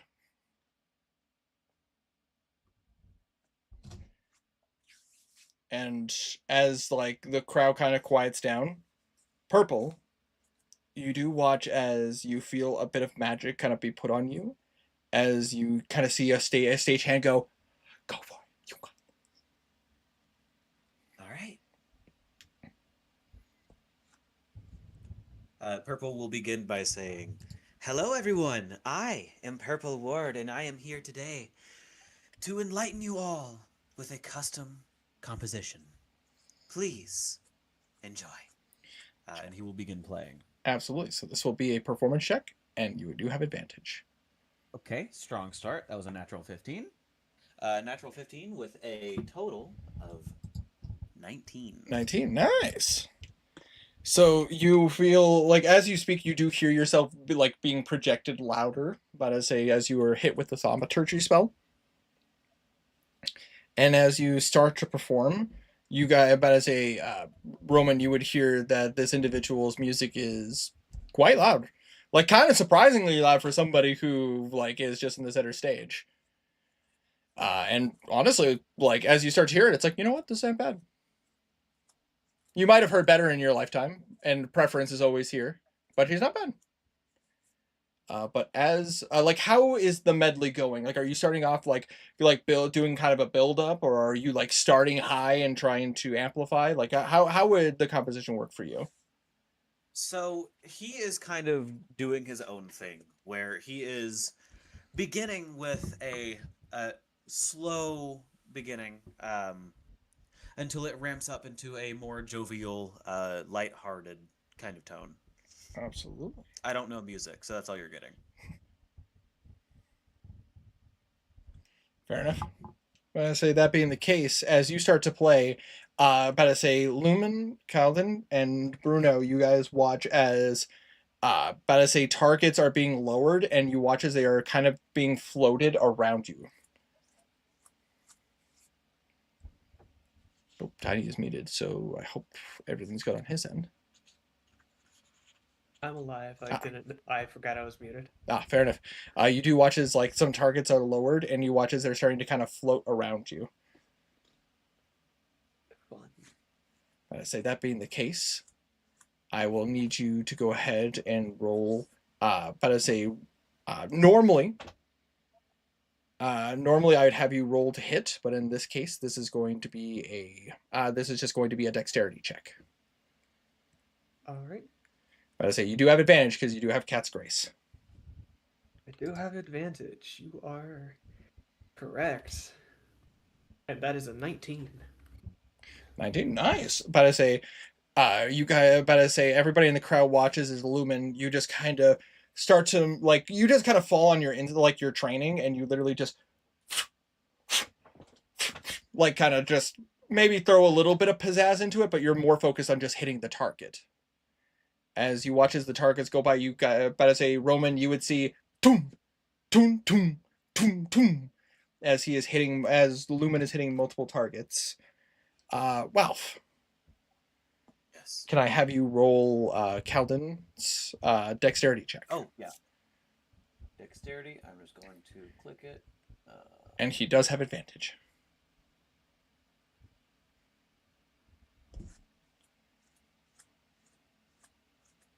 It is a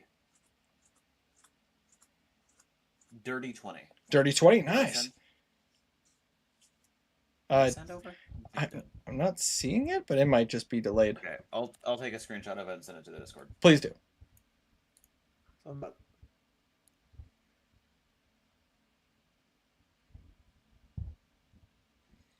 Herman, it's been so long since I've been in music class, but that feels very like the problem is I'm reading this and my brain is going like I can hear it in my head more than I can like understand it on paper.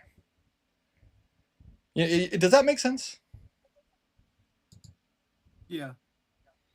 It's like I just like because it's one of those things where it's just like I just think back of like being in school and seeing the notes like on the line paper and everything like that, and that's how I used to like have to learn how to sing something. And so like hearing that it's like yeah it's like this and it's just like huh and then it's like ah 2 words: circus music. circus music. But with a 20 about to say Lumen, you watch as Calden is basically like kind of mirroring you as you're doing it, like throwing it in one direction, he's throwing it the opposite of you. About to say it almost looks like you guys are almost like yin and yanging the situation as you're like just kind of both throwing them in different directions. I do need another performance check from you, Purple. Oh boy, it looks like we practiced. Well, that's strong start. 22. 22, nice. Now I'm gonna roll for. That's it. Now I'm gonna roll for Bruno. Oh hell yeah! Fucking go, Bruno. But I say, as you're performing and like the music gets a little bit more kind of crazy, you watch as the. I imagine like, Go ahead. I imagine like, as he's playing the echo, he's realizing that the building, the tent, is starting to have a slight echo, so he plays into it using the echoes chords as well. And as you do so, about to say, you watch as like Bruno kind of walks up with his hand axes, and he just kind of like, if any of you have seen a circus performer walk up with like any kind of weaponry, especially especially if they're looking to juggle them, you watch as Bruno kind of spins them in his hands, and you watch as he like kind of brings them together, and you watch as he just reaches into his belt, and he's just taking moments to just throw it, and you guys all hear like Roman, you hear that solid funk as the axes are making contact. And as you watch as these targets start to float away to the back area, you watch as Zebediah goes, and now, ladies and gentlemen, put your hands together as they attempt a very difficult shot. And you, Roman, you see one target towards the top of the tent. I'm gonna say, and I need one more performance check from you, Purple. Okay. That was a 14 on the first one. So 18. 18. But I say you're just kind of like letting the build up start to come as you see this, like you sense the mood.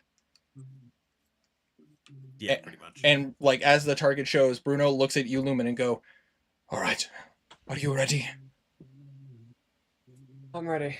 All right, I'm going to throw you now. All right, and I'm going to roll a strength check for him to see, an athletics check for him to see how high he can throw you. And do remember he has advantage, Yep. and his carriage capacity is doubled right now. Yep. Fuck yeah, let's go, Bruno. But I say that is a 27. Jesus Christ. But I say, I mean, he was part of the war, like in the war and everything. Uh-huh.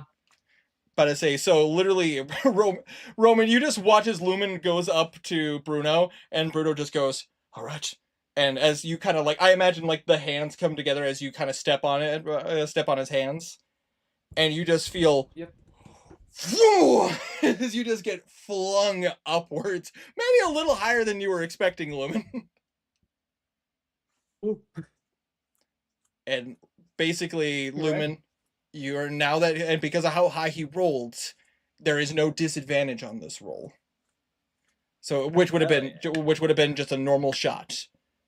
But now, because you are within range, you do still get your advantage. I need a dexterity check. Yeet. 17. 17. Better say. I will say 17 just misses. Could I try something? Are Depends. you able to add your memories to this or no? Not to attack. Well, this is a skill check. Oh, Because it's Nice. Yeah, because it's performative. Because otherwise you would be rolling to hit. and I have had a short rest. So as he's flung in the air, pulls it back, feels like he's going to miss. He pulls out one of his vials, stabs it into the leg, and yeets it. Just. And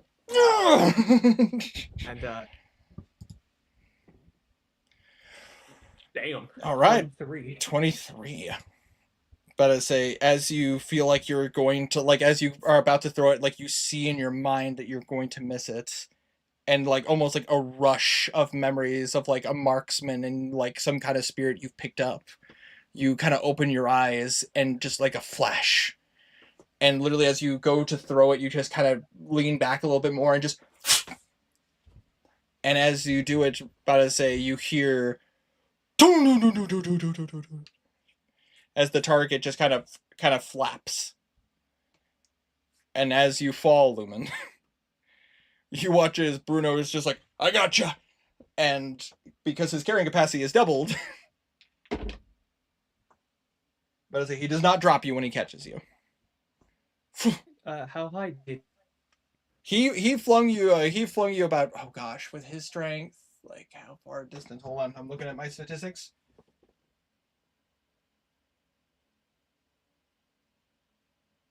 But I say because of his improved strength and all that, he would have thrown you. He would have thrown you about 10 feet up.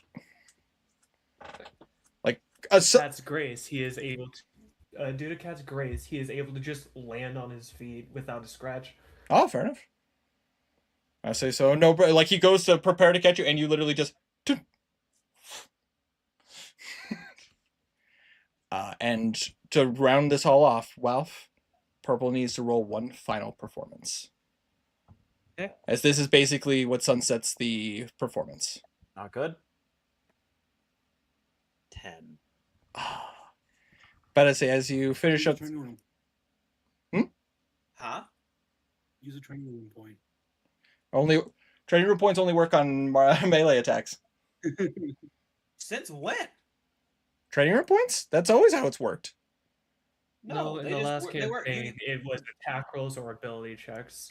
Oh, it was right. attack rolls or ability Right, checks. that was first. That was initial training room points from C1. I changed them because Yep. they were too close to lucky, in my opinion. Which is fair. I guess that's fair. I don't have one anyway.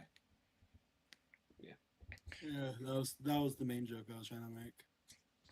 But as you go to do it, Purple, you're too focused on how well that went that, like, unfortunately the ending just kind of falls a little flat. Just inside Boromir's mind. Holy shit, he made it? He did it? Good for him. Fuck. Oh, fuck. And but I say you do watch as the crowd very much is just like clapping like this, like it was really good. Roman, outside of that ending, not bad. Get this purple guy off the stage. Yeah, He's get not this a guy. Genesis No wonder why this is like not a member of the Genesis Guild. Get him out of here. Where's the giant hook when you need it?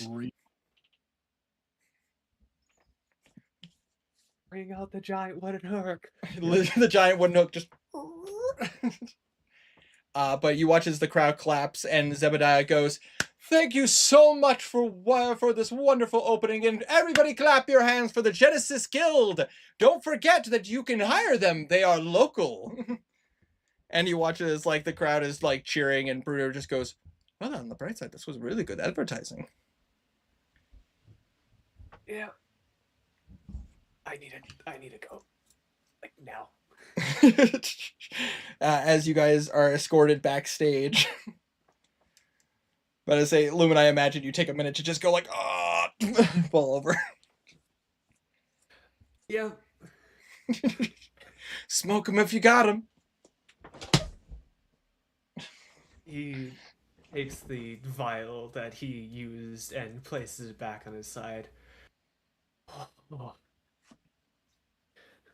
Which Colin just looks at you and goes like, "You okay? You okay, Lumen?" yep. Just had to use a quick one of those. Mm, Painful. I can understand that.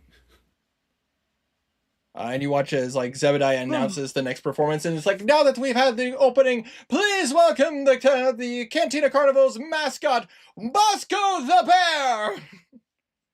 And you watch as a bear wearing a fez and a vest comes out on a unicycle, juggling balls as he's just kind of going around. Hell yeah. And as you guys collect yourselves and find yourselves back, I imagine you guys get escorted to seats if you guys wish to watch. I'll go watch. Purple will not. Purple looking for the exit. Yeah. Right. He will say to Zebediah in the back room, just, I thank you for the opportunity, but unfortunately, I do actually have somewhere to be, so Oh. I can't stay for the rest of the performance. But That is perfectly fine. If you get the chance to see Boromir, tell him I said thank you. I really appreciate this. This was a very tense situation. I didn't have a good fallback for this, so I really appreciate it. maybe invest in something like for that in the future. It'd be really helpful. Perhaps, maybe. I would not say no to the circumstances, but thank you so much for coming in and helping. I really appreciate it. Of course. I'll see you later. Absolutely. So Purple for and then Purple will go hide into a different alley, hidden away from everyone. Turn back into Boromir, and then Boromir will come back in. Absolutely. Would you go to where like you know where Lumen and Bruno and Calden are? Yeah. As you guys as you rejoined, Bruno goes, "Oh, there you are, Boromir. But see, where did your friend Purple go?" He had something to attend to, I think. I don't know. I didn't really catch him before I had to go use the restroom. I'm feeling better now, though. Well, that's so good. I should be here for the rest. That is awesome. That is great. That way you can enjoy the rest of the performance. And Yes. as you guys sit down, you watch as Bosco the Bear comes out and performs. You guys watch as acrobats come out and are performing feats of daring as they're flinging themselves from one side of the tightrope to the other. You guys watch as some of these beasts that you guys had witnessed start to come out, and you see the rangers showing their capabilities of handling the animals. Ultimately, in the final performance, you watch as Zebediah comes forward and goes, "Allow me to show you, but as the grand performance of the Cantina Carnival, the walk of the Tyrannosaurus."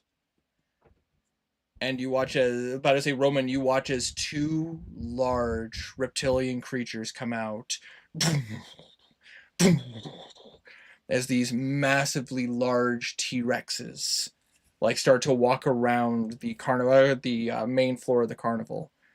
And you do watch as people are getting scared because they think that these creatures are gonna destroy the place, tear down the tent, maybe attack some people.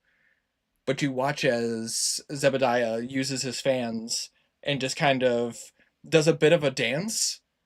Kind of weird in comparison to the rest of the performance that you have seen in the show. As you watch as the T-Rexes start to just kind of start to walk in a circle around Zebediah, almost like he's entranced them.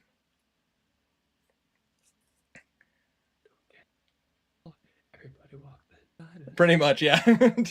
And you watch as Zebediah, as one of the T-Rexes walks by, you watch as Zebediah actually jumps and lands on one of their tails and starts to climb up to the point where he is at the top of the skull.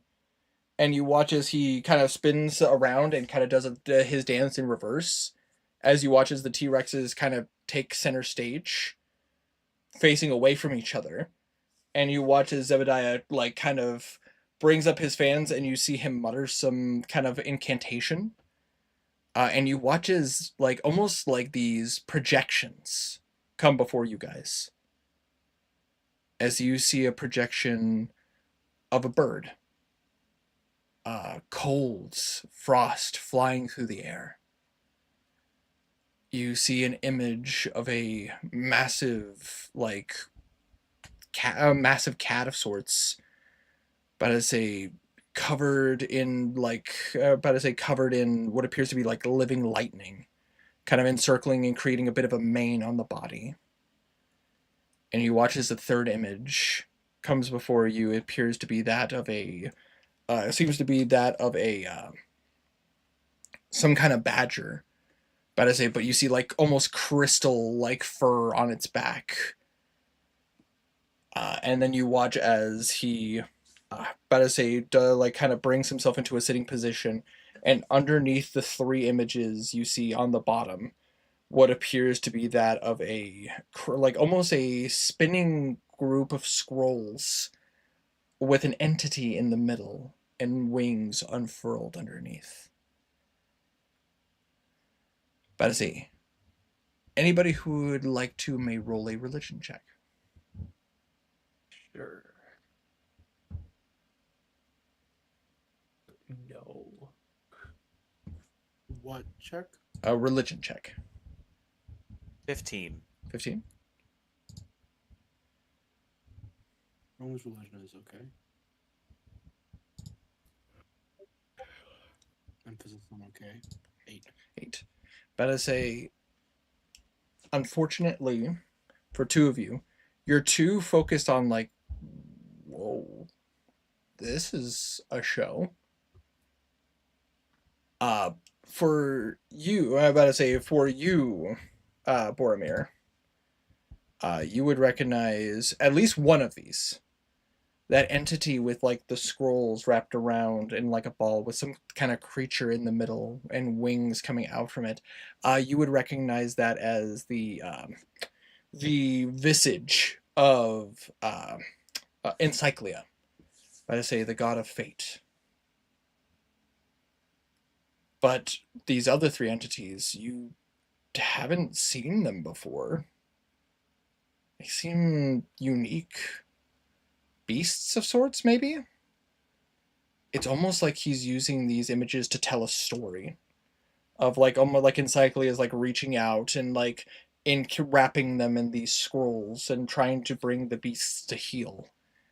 But it seems like the beasts work together to try to break free and ultimately come to an end when the performance seems to bring individuals together, and the three beasts wrapped in the scrolls are pulled down to Encyclia. And ultimately, as the performance comes to an end, you watch as he, like, Zebediah kind of spreads out the fans, and you watch as the illusions just kind of into light around him. And ultimately, you watch as all the lights in the circus go down. And then you see the lights come on, and the T-Rexes are gone, and Zebediah is standing in the center by himself. Thank you all so much for watching. I hope you enjoyed the carnival's debut performance. We will be here for a few more weeks. I hope you will come back to see the show again. And ultimately, the crowd starts to cheer as he rolled a 26 on his performance check. Damn. Nice. And And sorry, just DC 30 to get me to applaud. that's Sorry. fair. Just Roman just going like, that was okay. I've seen better. About to say, what could I say? You know, about to say, I've been to the Capitol. Where I'm from, we use dragons for our circuses. So really, these T-Rexes aren't really all that much. But I say you could do better. You're that critic. I give it a 9 out of 10 because nothing's perfect.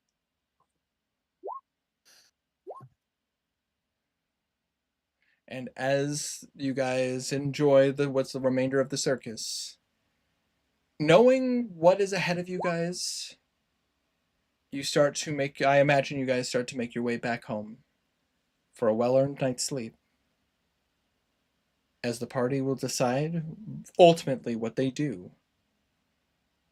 But for tonight, that is where we're going to end the session. Woo! I'm so tired. Yeah.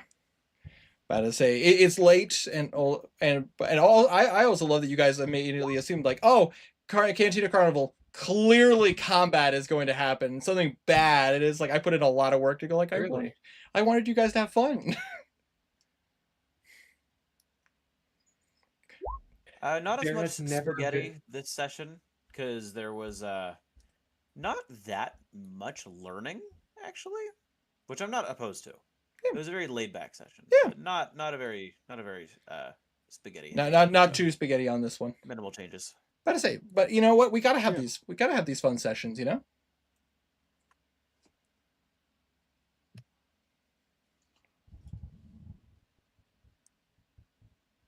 But I I say, got a fancy hat. you walked away with a fancy hat. I Yeah. also walked away with a fancy hat. Mine's magical though. Get fucked. Hey, Fucked, I have a cloak got of laid. billowing. man. Yeah, that's all that matters. What can I say? Oh yeah. Nah, but I When say, you guys went to the circus, I got a different kind of game. listen, but I say, I know, not too much crazy shit happens, but this was a very fun session. I had a lot of fun. But I say, put a bunch of games together. Wanted this to be as Mom, nothing, what's up? Oh, no, my mom. but I say, just wanted to but I say, just kind of wanted to give you guys kind of take this like everybody like every carnival experience and like circus experience in D&D is always like, oh, combat, and I was just like, I made it my mission for this session to try to not have combat if I can help it. Yeah. But I say, I figured it'd be more fun to just have a chill session and just be able to enjoy ourselves. I got to feed some lions. Yeah. Don't get me wrong. I still rolled for damage. Yeah, roll to attack and damage. But that being said, for stream purposes, gotta say thank you guys so much for watching. I hope you guys did enjoy.